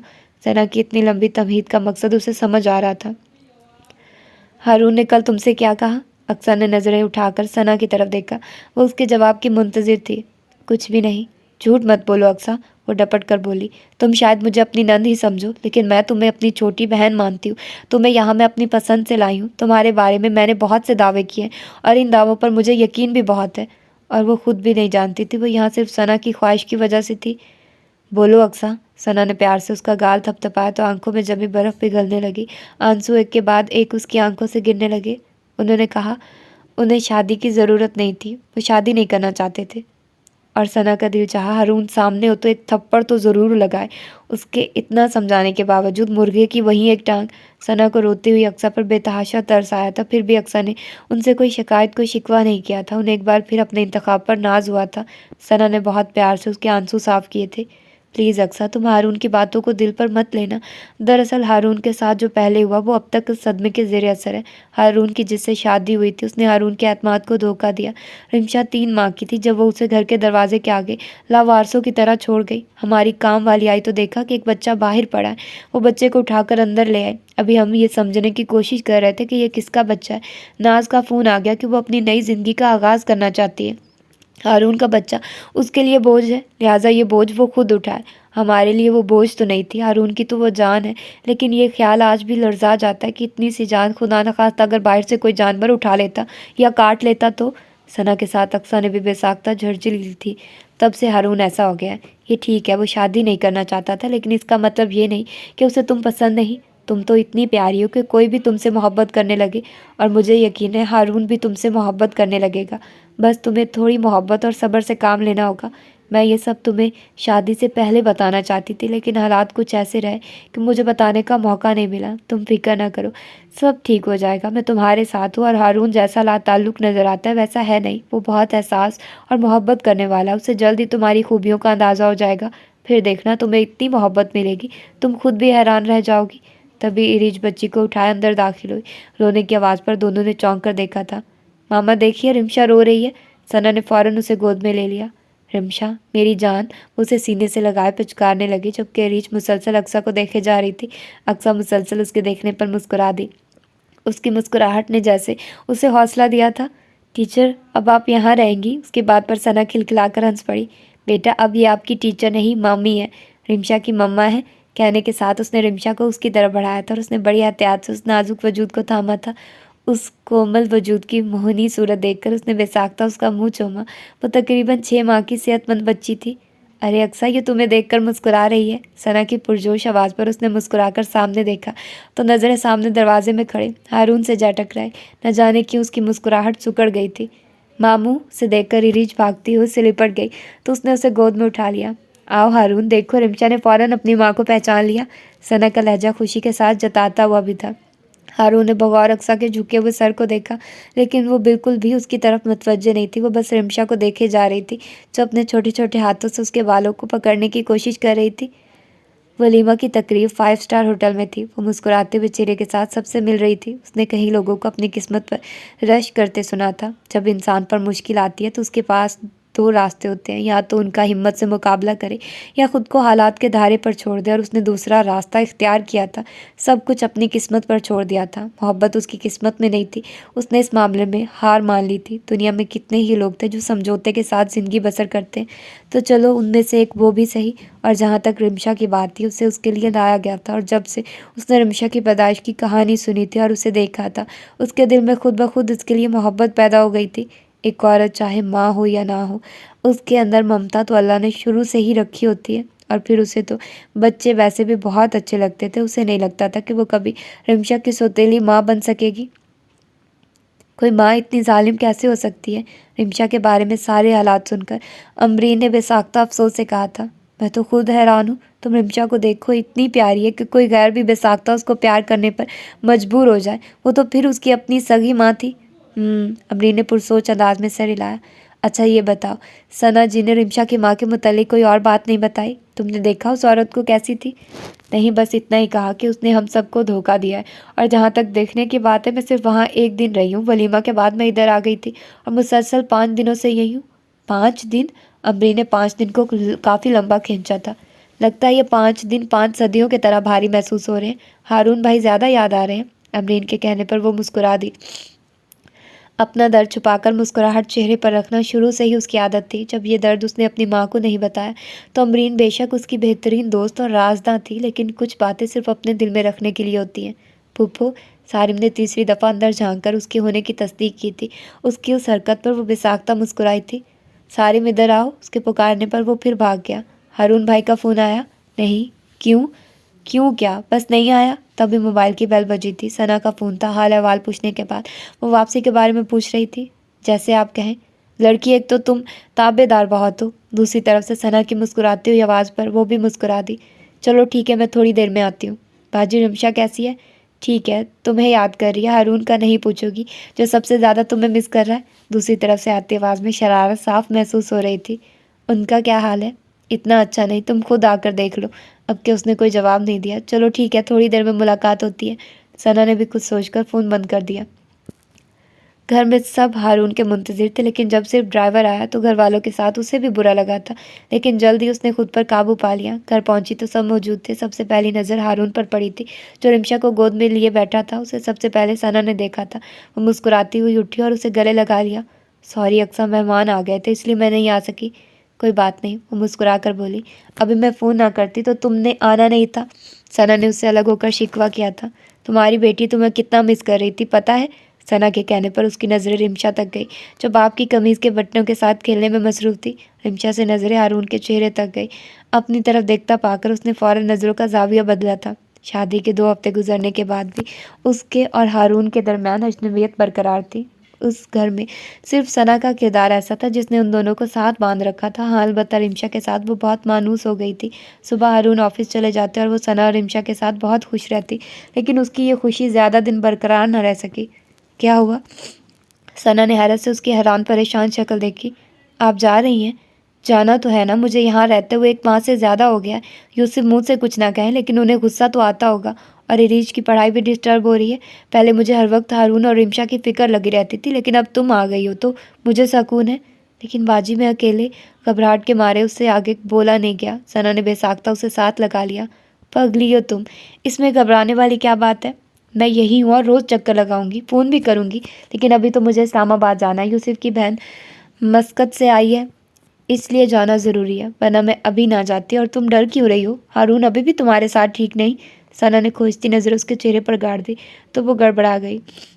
नहीं बाजी, ऐसी बात नहीं, मैं सिर्फ, मेरा मतलब है, उसके समझ में नहीं आ रहा था कैसे कहें। मुझे पता है तुम्हें क्या परेशानी है। दरअसल नए घर में नई रूटीन को समझना हर लड़की के लिए ज़रा मुश्किल होता है, लेकिन आहिस्ता आहिस्ता सब आसान हो जाता है। मैं अगर मज़ीद यहाँ रही तो तुम बिल्कुल काम से जाओगी, कहकर दोबारा चूल्हे की तरफ मुतवज्जे हो गई, जहाँ वो हारून की फरमाइश पर बिरयानी पका रही थी। तुम्हें शायद किचन में भी थोड़ा वक्त देना पड़े। दरअसल कुक छुट्टी पर गया है। आर्जी तौर पर एक औरत रखी है, लेकिन हारून को उसका पकाया हुआ खाना पसंद नहीं आया। सर झुकाए उसे सुन रही थी। सना ने गर्दन मोड़कर उसे देखा और बेसाख्ता उस पर प्यार आया था। अक्सा प्लीज़, अब ये परेशानी ख़त्म करो, और जब मैं आऊँ तो तुम बिल्कुल इस घर की मालकिन के रूप में नज़र आओ। एक बहन होने के नाते मैं तुम्हें नसीहत कर रही हूँ। तुम हारून की तरफ से पेशकदमी का इंतज़ार ना करो, बल्कि खुद बातें करके फ्रैंकनेस पैदा करने की कोशिश करो। सना के गाल थपथपाने पर वो सर हिलाकर रह गई। सना के होते हुए उसे पता ही नहीं चला कि घर में कितना काम है। अब भी उसे सिर्फ निगरानी करनी थी। खाना पकाने वाली खाना पका चुकी थी, सफाई वाली सफाई कर चुकी थी। बस ये कि हुमैरा रिमशा की गवर्नेंस छुट्टी पर चली गई थी। रिमशा को नहलाने के बाद उसने दूध दिया था। उसके सुलाते सुलाते खुद उसकी भी आंख लग गई थी। पास रखे मोबाइल की आवाज़ पर वो हड़बड़ा कर उठी थी। नंबर देखकर उसने गहरा सांस लिया। अस्सलाम वालेकुम। वालेकुम अस्सलाम। उसके सवाल के जवाब में हारून की आवाज़ आई थी। मैं कब से फ़ोन कर रहा था। कहाँ? वह हैरान हुई। फ़ोन तो उसके पास था, लैंडलाइन पर। और सब कहाँ हैं? रशीदा अपने क्वार्टर में गई और उमेरा की अम्मी की तबीयत ख़राब थी तो वो अपने गांव चली गई। व्हाट? किससे पूछकर? दूसरी तरफ से उसकी घसीली आवाज़ पर वो घबरा गई। सॉरी, वो बहुत परेशान थी, रो रही थी तो मैंने, वो परेशानी से होंठ चबाने लगी। रिमशा कहाँ है? वो सो रही है। उसके मुसलसल घसीले अंदाज पर उसकी आवाज़ रंध गई। हद होती है लापरवाही की। पता नहीं उसने किसे कहा था। साथ ही फ़ोन खट से बंद हो गया। शादी के 2 माह के अरसे में उसने पहली बार हारून को गुस्से में बोलते सुना था। उसे समझ में नहीं आ रहा था कि उससे गलती कहाँ हुई है। सारी नींद भग से उड़ गई थी। उसने एक नज़र गहरी नींद में सोई, रिमशा को देखा और उठकर बाहर आ गई। वो अपने लिए चाय बना रही थी जब गेट खुलने की आवाज़ आई। उसने हैरान होकर खिड़की की तरफ देखा, जहाँ 4 बज रहे थे। वो कप लेकर बाहर आ गई तो हारून को गैर मुतवक्का तौर पर वहाँ देखकर घबरा गई। रिमशा सो रही है। वो तेज़ी से रिमशा के कमरे की तरफ बढ़ा, जबकि वो अभी तक कप हाथ में लिए साकित खड़ी थी। वो बाहर आ गया। लापरवाही की कोई हद होती है। उमेरा को छुट्टी देने से पहले आपको कम अज़ कम मुझसे पूछ लेना चाहिए था, या आपने ज़रूरत महसूस नहीं की। वो उस पर बरस रहा था, जबकि वो सर झुकाए आंसू जब्त कर रही थी। अब कौन रिमशा की केयर करेगा? हर वक्त मुझे उसकी फ़िक्र लगी रहेगी। मैं ऑफिस देखूंगा या घर? बोलिए। आंसू अब पलकों के बाढ़ फैलाकर गालों पर फैल गए थे। उसकी मुसलसल खामोशी पर वो चिढ़ गया। मैं आपसे बात कर रहा हूँ। उसने उसकी थोड़ी के नीचे हाथ रखकर उसका चेहरा ऊंचा किया तो अगले ही पल धक से रह गया। उसका चेहरा आंसुओं से भीगा हुआ था, उसके होंठ एकदम भींच गया। उसे अचानक अपने सख्त रवैये का एहसास हुआ था। इससे पहले कि वो कुछ कहता, वो तेजी से मुड़ी और कमरे में जाकर दरवाज़ा बंद कर लिया। कुछ देर तक वो कमरे में बेचैनी से टहलता रहा था। उसे खुद भी एहसास था कि इस तरह गुस्से से बोलकर उसने गलत किया, लेकिन वो भी क्या करता। सारा दिन उसे रिमशा का ही ख्याल सताता रहा। आज पहले दिन वो रिमशा को सना के बगैर अकेले छोड़कर आया था और फ़ोन करने पर जब उसे पता चला कि हुमैरा चली गई, उसकी फिक्र दो चंद हो गई। सारा गुस्सा उसने अक्सा पर निकाल दिया, लेकिन उसकी वो भीगी आंखें बार बार उसके तसव्वुर में आकर उसे बेचैन कर रही थी। उसने सोचा था वो कभी उसके बारे में नहीं सोचेगा, लेकिन वो ना सिर्फ सोच रहा था बल्कि उसके लिए परेशान हो रहा था। शायद इसलिए कि वो बहुत मुख्तलिफ लड़की थी। अचानक दरवाजे पर दस्तक हुई। यस, रशीदा ने दरवाज़ा खोलकर अंदर झांका था। साहब जी, खाना तैयार है। बेगम साहिबा को भी बुला लो। जी। जब वो फ्रेश होकर ड्राइंग रूम में आया तो अक्सा वहाँ पर नहीं थी। वो बैठकर उसका इंतज़ार करने लगा। तभी रशीदा रिमशा को उठाए अंदर आई। साहब जी, बीबी कह रही है इन्हें भूख नहीं। ठीक है। उसने गहरा सांस लेकर प्लेट अपनी तरफ खिसका ली। रिमशा को क्यों लेकर आई हो? वो बीबी कह रही थी रिमशा बेबी काफ़ी देर से अंदर है, उसे बाहर की सैर करवा लाओ। मैं ज़रा लॉन का चक्कर लगा कर आती हूँ। उसने सर हिलाकर सालन प्लेट में डाला, मगर वो एक से ज़्यादा नवाला नहीं खा सका। कितनी देर वो ऐसे ही बैठा रहा, फिर वो उठ ही गया। दरवाजे के साथ खड़े होकर वो सोचने लगा दस्तक दे या नहीं। फिर कुछ सोचकर उसने बेहद आहिस्ती से दरवाज़ा खोला था। वो बेड पर आड़ी तिरछी लेटी थी। खुले बाल थोड़े कमर पर और कुछ बिस्तर पर बिखरे थे। हारून ने खनखार कर उसे मतवज्जे करने की कोशिश की, लेकिन वहाँ मतलब कोई असर नहीं हुआ। वो चंद कदमों का फासला तय करके बेड के किनारे तक आ गया। अक्सा, उसके पुकारने पर वो एक झटके से सीधी हुई थी। उसे देखकर हैरत से उसकी आंखें मजीद खुल गई। उसके वहाँ मौजूद होने का यकीन आते उसका चेहरा बेसाख्ता सुर्ख हुआ था। उसने किन अखियों से अपने इर्द गिर्द का जायजा लेकर दुपट्टे की तलाश की, जो यकीनन वाशरूम में रह गया था। अब खाना नहीं खा रही? हारून के पूछने पर वो खड़ी हो गई और बिल्कुल गैर इरादी तौर पर उसने अपने बालों को सीने पर गिराया था। उसकी इस हरकत पर हारून के चेहरे पर आने वाली मुस्कुराहट बड़ी बेसाख्ता थी। मुझे भूख नहीं। वही तो पूछ रहा हूँ क्यों? रशीदा बता रही थी आपने दोपहर को भी खाना ठीक से नहीं खाया। उसे हारून के सामने यूँ खड़े रहना बहुत मुश्किल लग रहा था। वो बेचैनी से अपनी उंगलियाँ चटखाने लगी। अगर आप मेरी शाम वाली बात से नाराज़ हैं तो आई एम सॉरी। मैं वाकई रूड हो गया था, लेकिन इसका मतलब ये नहीं आप मेरा गुस्सा खुद पर निकालिए। अगर आपको गुस्सा मुझ पर है तो मुझ पर निकालिए। अक्सा ने बेसाख्ता उसकी तरफ देखा, जो बड़ी तफसील से उसका जायज़ा ले रहा था। आप चले, मैं आती हूँ। कहने के साथ वो छपाक से वॉशरूम में दाखिल हुई थी। हारून की मुस्कुराहट मजीद गहरी हुई थी। आज उसे लगा था कितने अरसे बाद वो दिल से मुस्कुराया है। रिमशा को सीने पर लिटाए उसकी पुश्त को थपथपाते हुए पुरसोच अंदाज में छत को देख रही थी। उसने सोचा था वो कभी मोहब्बत नहीं करेगी, लेकिन उसे लग रहा था उसे मोहब्बत हो गई है हारून से। या अल्लाह, ये हम लड़कियों का दिल इतना नरम क्यों होता है? ज़रा से इल्तफात पर हम सब कुछ भूल जाते हैं। हालांकि वो जानती थी जिससे उसे मोहब्बत हुई है वो उससे मोहब्बत नहीं करता, लेकिन दिल पर किसका जोर चलता है। सना ने ठीक कहा था, वो जैसा नज़र आता है वैसा नहीं है। बज़ाहिर लापरवाह सख्त नज़र आता था, लेकिन उसका दिल कितना एहसास था। कल अपने लिए उसने हारून की आंखों में जो परेशानी देखी थी, उसने उसे अंदर तक शांत कर दिया था। कितना अच्छा लगता है जब आपकी कोई इतनी परवाह करे, आपके बगैर खाना ना खा सके। कहीं हारून को भी मुझसे मोहब्बत तो नहीं हो गई?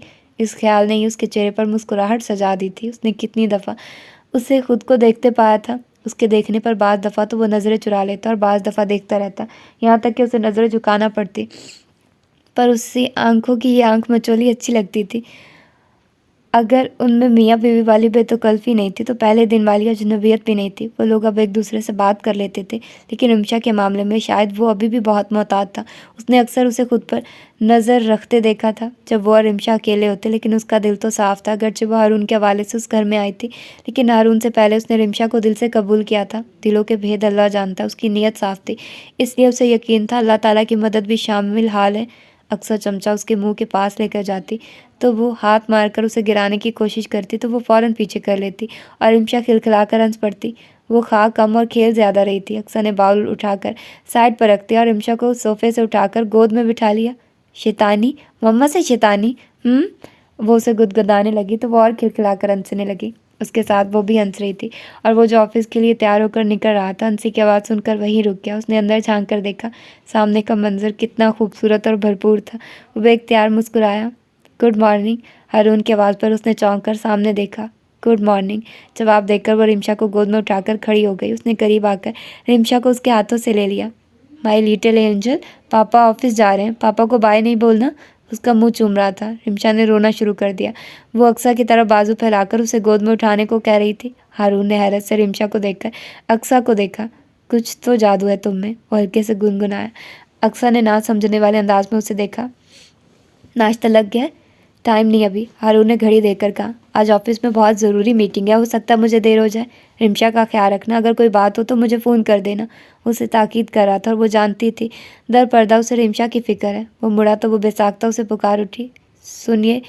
और 3 माह में पहली बार ऐसा हुआ था कि उसने खुद से उसे मुखातिब किया था, तो उसका हैरान होना लाजमी अमर था। वो बिना कुछ कहे उसे देखने लगा।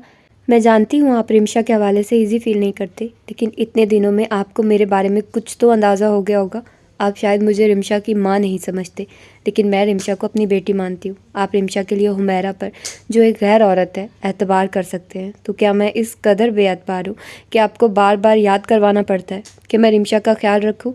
उसे कितने दिनों का गुस्सा था जो आज उसने जाहिर कर दिया था। हारून कितनी देर हैरत से उसे देखता रहा, जो उसे नहीं बल्कि उसके कदमों को देख रही थी। उसके चेहरे पर बड़ी खूबसूरत मुस्कुराहट थी, जिसे अगर अक्सा देख लेती तो सारे शिकवे भूल जाती। सॉरी, मैंने एक बार फिर आपको हर्ट कर दिया। बिलीव में मेरा ये मतलब बिल्कुल नहीं था। मेरे कहने या ना कहने से क्या होता है? रिमशा तो आपको मामा मानती है। चलो बाकी लड़ाई आकर कर लेंगे। हारून के कहने पर उसकी हंसी निकल गई थी। वो एकदम पलटा तो उसने फ़ौरन मुस्कुराहट को समेटा था। रात को सना का फ़ोन आया था। आपसे बात करना चाहती थी। मैंने कहा आप सो रही हैं, अब उनसे बात कर लेना। ओके बाय, वो कहकर बाहर निकल गया। तो उसने बड़े ज़ोर से रिमशा का मुंह चूमा था। इतनी गर्मजोशी पर वो घबराकर रोने लगी तो उसने दोबारा उसे गुदगुदाना शुरू कर दिया। खाना किसने बनाया? हारून ने पहला नवाला खाते ही सवाल किया था। क्या हुआ, अच्छा नहीं बना? उसने परेशानी से हारून को देखा। बनाया किसने है? उसने दोबारा अपना सवाल दोहराया। मैंने, उसने सर झुकाकर ऐसे कहा जैसे कोई बहुत बड़ी गलती सरजद हुई हो। बहुत अच्छा बना है, काफ़ी दिनों बाद इतना अच्छा खाना खाया। हारून के कहने पर उसने कब से रुकी हुई सांस खारिज की थी। हारून ने शरारत से उसे देखा। आप क्या समझी थी? यही जो आपने कहा। उसके जले हुए अंदाज पर वो कहकर लगा कर हंस पड़ा। क्या ख्याल है, खाने के बाद वॉक पर चले? लेकिन रिमशा, उसे भी साथ ले चलते हैं। लेकिन उसकी तबीयत कुछ ठीक नहीं, मौसम भी चेंज हो रहा है, ठंड ना लग जाए। उसके लहजे में माँ वाली तशवीश थी, जिसे हारून ने वाज़े महसूस किया था। कुछ नहीं होता, हम दोनों साथ हैं ना। उसने पानी पीते हुए बात ही ख़त्म कर दी। अक्सा ने की नकियों से अपने साथ चलते हारून को देखा, जो रिमशा को साथ लगाए उसकी ज़बान में बातें कर रहा था। जब वो देख रही थी तभी उसने भी अक्सा की तरफ देखा था। नज़रें मिलने पर उसने फ़ौरन नज़रें घुमाई थी, जबकि वो मुस्कुरा दिया था। सना से बात हुई थी? जी, वो कह रही थी जल्द ही आएंगी। उनके बगैर बहुत उदास हो गई हो। जी, वो मुस्कुराकर बोली। हमसे अच्छी तो वही हैं, वो ज़ेरे लब बोला। जी, उसने नासमझी से उसे देखा। वो कुछ नहीं कहकर खामोश हो गया और फिर काफ़ी देर तक उनके दरमियान खामोशी छाई रही। रिमशा जो थोड़ा सा शोर कर रही थी वो भी सो गई थी। थोड़ा सा शोर तब जागता जब कोई कार गुजरती, उसे यूँ बोलती। खामोशी से उलझन हो रही थी। आपकी मीटिंग कैसी रही? अच्छी रही, तुम्हारी वजह से। मेरी वजह से? उसने हैरत से उंगली अपने सीने पर रखी। अरे बाबा, तुमने डांट के मुझे भेजा था, इसलिए मैंने दिल लगाकर काम किया। रिमशा के बारे में बिल्कुल नहीं सोचा, क्योंकि उसकी मम्मा उसके पास थी। बस रिमशा की मम्मा के बारे में सोचता रहा। How cute she is. उसके कहने पर उसका चेहरा एकदम लाल हुआ। बिल्कुल अचानक हारून ने उसका हाथ थामा और एक करंट सा था जो उसके पूरे जिस्म में दौड़ गया था। तभी रिमशा ज़ोर से खांसी और वो दोनों जो एक दूसरे में गुम होने लगे थे एकदम चौंके। रिमशा के रोने से वो दोनों घबरा गए थे। घर आने तक वो दोबारा सो गई थी। रिमशा को डॉक्टर के पास ले जाएं, अक्सा ने हारून से कहा तो वो रिमशा को ही देख रहा था। अक्सा के कहने पर उसने घड़ी की तरफ देखा जहाँ रात का 1:30 बज रहा था। उसने झुककर रिमशा का माथा छुआ।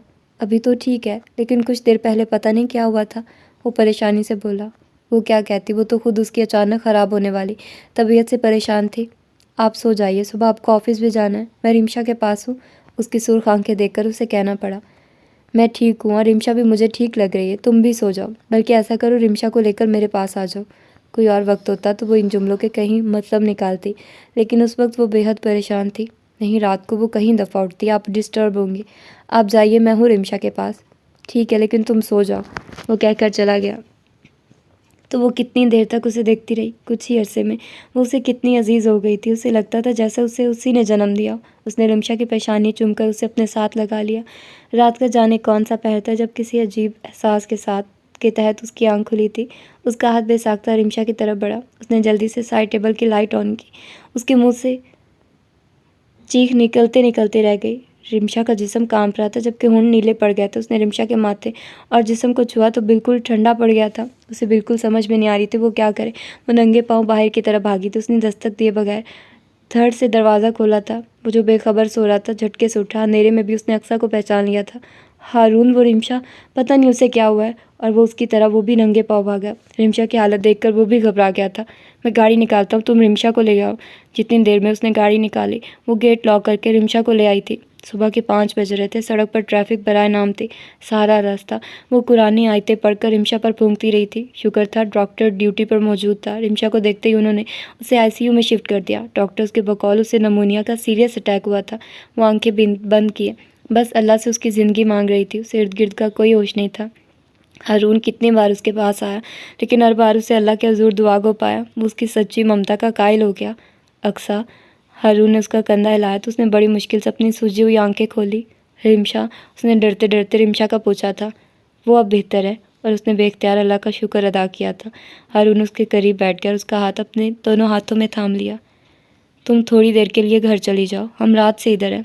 अब दोपहर के 3 बज रहे। कितने घंटे गुजर गए। मैंने सना को फ़ोन कर दिया, वो रास्ते में है, कुछ देर में पहुंच जाएंगी। ड्राइवर बाहर है, तुम घर चली जाओ। नहीं, मुझे घर में सुकून नहीं आएगा। जिद मत करो अक्सा, 12 घंटे हो गए तुम्हें यहाँ, ना तुमने कुछ खाया और ना तुम सोई हो। रिमशा ठीक है अब, मगर तुम बीमार हो जाओगी और मैं तुम दोनों के बगैर नहीं रह सकता। अक्सा ने नज़रें उठाकर उसे देखा, जिसकी आंखों में नमी तैर रही थी। इजहार मोहब्बत सुना भी तो कब। उसकी आंखों से बड़ी तेज़ी से आंसू निकले थे, जिन्हें हारून ने बड़े प्यार से समेटकर उसके माथे को चूमा था। वो बेख्तियार होकर उसके सीने से लगी थी और अब की बार हारून ने उसे अपने अंसार में ले लिया था। तुम्हारी बेटी तो बहुत बेवफा है। मैं कुछ दिनों के लिए दूर क्या गई, पुप्पो को ही भूल गई, माँ को छोड़ने को तैयार ही नहीं। सना ने उसके करीब बैठते ही शिकवा किया तो वो मुस्कुरा दिया। खाना खाया अक्सा ने? थोड़ा सा खाया है, कह रही है भूख नहीं। आपने ज़बरदस्ती खिलाना था, उसने कल भी ठीक तरह से नहीं खाया। सना ने बगौर हारून को देखा। मैं समझी सिर्फ रिमशा बदली है, यहाँ तो मौसूफ भी बदले बदले नज़र आते हैं। क्या मतलब? हारून ने बुरचकाकर उन्हें देखा। मतलब ये है कि आपकी बातों में ही नहीं बल्कि आंखों में भी प्यार नज़र आ रहा है। तो क्या नहीं होना चाहिए? होना चाहिए, क्यों नहीं होना चाहिए, लेकिन ये अचानक कैसे? हारून ने गहरा सांस लिया। ये अचानक नहीं हुआ, बस समझने में देर लगी। तुमने अक्सा को अपनी फीलिंग्स बताई हैं या अभी भी खुद तक महदूद है? नहीं, मेरी हिम्मत नहीं हो रही, वो खुद ही समझ आएगी। बड़ी बेबसी से कहने के बाद उसने लापरवाही से आखिरी जुमला कहा था। ये ठीक है, तुम्हारे अमल से उसे पता तो चल जाएगा कि तुम उसे पसंद करते हो, लेकिन इज़हार बहुत ज़रूरी है। तुम नहीं जानते अपने शौहर के मुंह से अपने लिए मोहब्बत का इज़हार औरत के लिए क्या अहमियत रखता है। तुम अक्सा के लिए जो सोचते हो उसे ज़रूर बताओ। यकीन जानो, तुम अगर उससे मोहब्बत दोगे तो वो उससे ज़्यादा तुम्हें मोहब्बत देगी। सना के कहने पर वो खामोश रहा था, लेकिन उसका चेहरा बता रहा था कि वो उसकी बातों से इत्तेफाक करता है। वो कब से सारिम और रिमशा पर नज़र रखे हुए थी। रिमशा वॉकर में थी और सारिम झूला देने की कोशिश कर रहा था और उसे डर लगा था कहीं वो गिर न जाए। सारिम बेटा आराम से, बहना को गिर न जाए। अक्सा, जी अम्मी। तुम खुश हो? वो जो बाहर देख रही थी चौंक कर उनकी तरफ मुतवज्जिह हुई। ऐसा क्यों पूछा आपने अम्मी? अपने दिल की तसल्ली के लिए। अक्सा ने बेख्तियार उनका हाथ थामा था। एक एतराफ़ करना है अम्मी, आपसे शायद दोबारा कभी ना कह सकूं। जब आपने हारून के साथ मेरी शादी तय की थी मैं बिल्कुल खुश नहीं थी, आप जानती हैं क्यों। लेकिन आपकी रज़ा को अल्लाह की रज़ा जानकर मैंने हारून से शादी की और यकीन जानिए अम्मी, मैं इतनी खुश हूँ कि अगर मैं खिज़र से शादी करती तो कभी इतनी खुश ना रहती। जो एक मलाल था वो हारून को पाकर ख़त्म हो गया। और जानती है ये सुकून व इत्मीनान मेरी ज़िंदगी में क्यों है? क्योंकि मैंने आपका कहना माना था। वह हंसी तो रुबीना बेगम ने बेसाख्ता उसका माथा चूमा था। तुम यूं ही सदा हंसती रहो, तुम्हें हंसता देखकर मुझे लगता है मेरी उम्र बढ़ रही है। अल्लाह ताला आपको लंबी उम्र दे। वो उनके कंधे पर सर रखकर बोली। अम्मी, रिमशा की शक्ल मुझसे मिलती है? उसने अचानक सवाल किया तो रुबीना की नज़रें बेसाख्ता सेहन की तरफ उठी। फिर वो मुस्कुरा दी। ये सवाल क्यों किया तुमने? अमरीन कह रही थी ये बिल्कुल तुम्हारी तरह लगती है। जाहिर है, तुम्हारी बेटी जो है वो तो है। उनके कहने पर वो खिलखिलाकर हंस पड़ी। सारिम के शोर मचाने पर वो सोच रही थी कि कौन होगा। तभी हारून को आता देखकर वो झटके से सीधी हुई। वो सलाम करते हुए अंदर दाखिल हुआ और प्यार लेने के लिए रुबीना बेगम के सामने झुका। जीते रहो, सदा खुश रहो। अचानक उसकी आमदनी उनके हाथ पांव फुला दिए थे, जबकि हैरान वो भी थी। उसने अपने आने की कोई इत्तला नहीं दी थी। उन्हें बिठाकर रुबीना बेगम साइमा को हारून की आमद का बताने गई। तुम इतनी हैरान क्यों हो? हारून ने मुस्कुराहट होंठों में दबाते हुए उसे देखा। आपने बताया ही नहीं कि आप आ रहे हैं। क्यों मैं बगैर इत्तला के नहीं आ सकता? नहीं, ऐसी बात नहीं, वो गड़बड़ाकर बोली।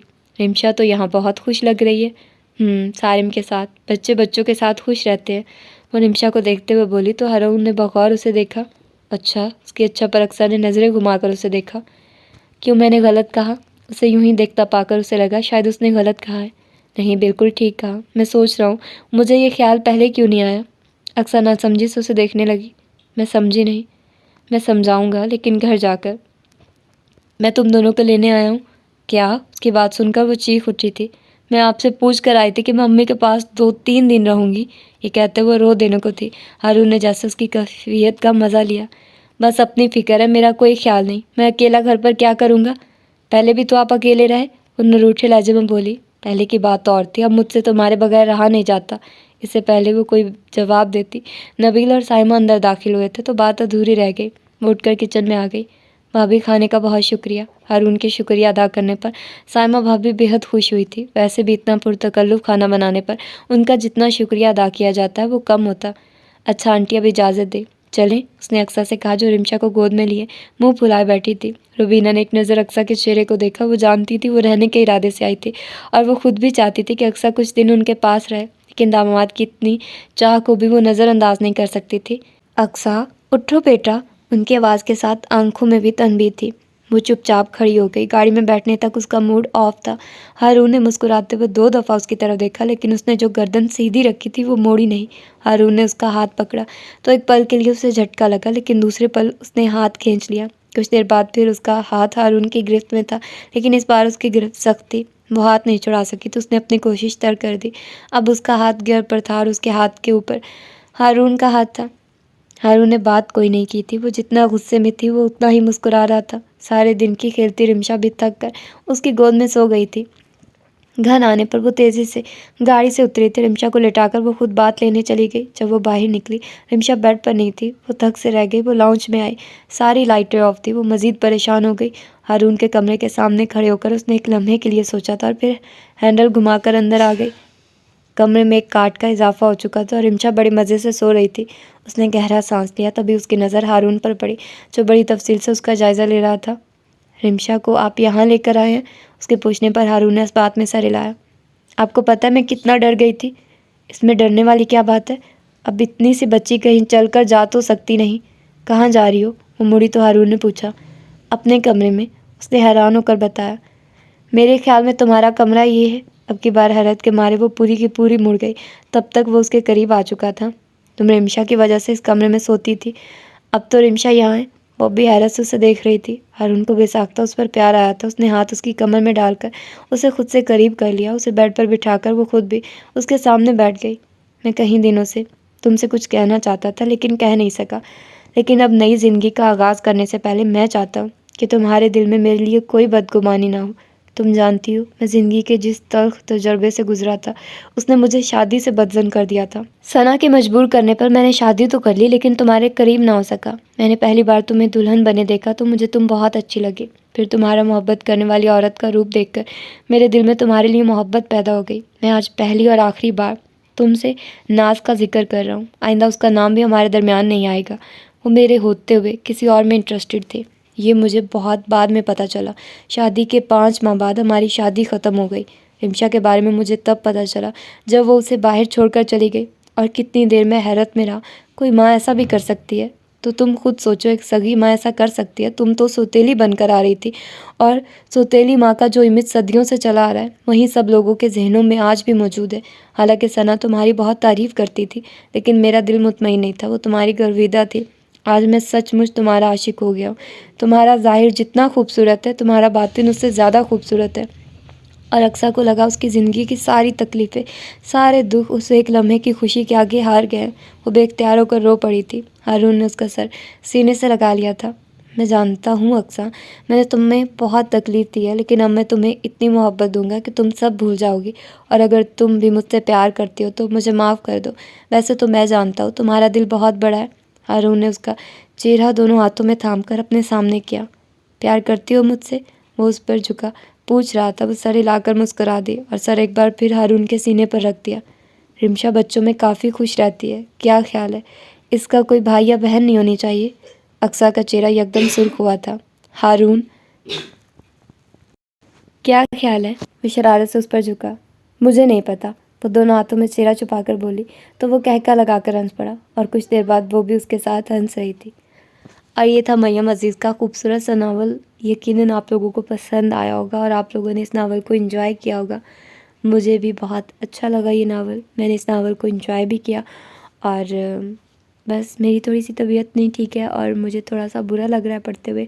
बुरा मीन टू से कि मुझसे सही से पढ़ा नहीं जा रहा, मतलब आवाज़ थोड़ी सी भारी हो गई है और समटाइम मुझे छींक दरम्यान में आ जाती है तो मुझे रोकना पड़ता है। और तो मैं ऑफ़ कोर्स मैं इतनी देर आराम नहीं कर सकती। आप लोग कहेंगे भाई क्या ज़रूरत है आपको रिकॉर्डिंग करने की, आराम करें ये वो।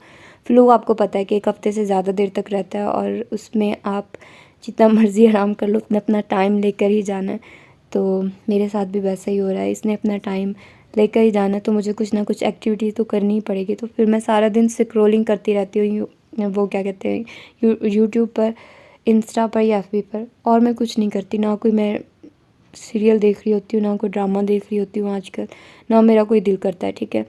तो फिर इस तरह की एक्टिविटीज़ से बेटर यही है कि मैं आप लोगों के लिए नावल रिकॉर्ड कर लिया करूँ और फिर आप लोगों को दे दिया करूँ, ठीक है। इससे गैप आप लोगों को नहीं मिलेगा और आप लोगों को मैं प्रोवाइड कर दिया करूँगी, ठीक है। तो आप लोग बताइएगा कि आप लोगों को ये नावल कैसा लगा। मुझे इस तरह के नावल्स बहुत पसंद हैं।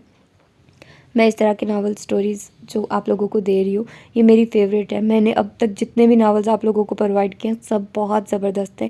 एक से बढ़कर एक नावल है जो मैंने पीछे आप लोगों को दिए हुए हैं। अगर आप लोगों ने अभी तक नहीं सुने या पढ़े तो जाइए, जाकर वो सुन लीजिए और पढ़ लीजिए। यकीनन आप लोग मायूस नहीं होंगे। तो ठीक है, फिर मिलते हैं इंशाल्लाह किसी और अच्छे से नावल के साथ। अपना ढेर सारा ख्याल रखिएगा। अल्लाह हाफ़िज़।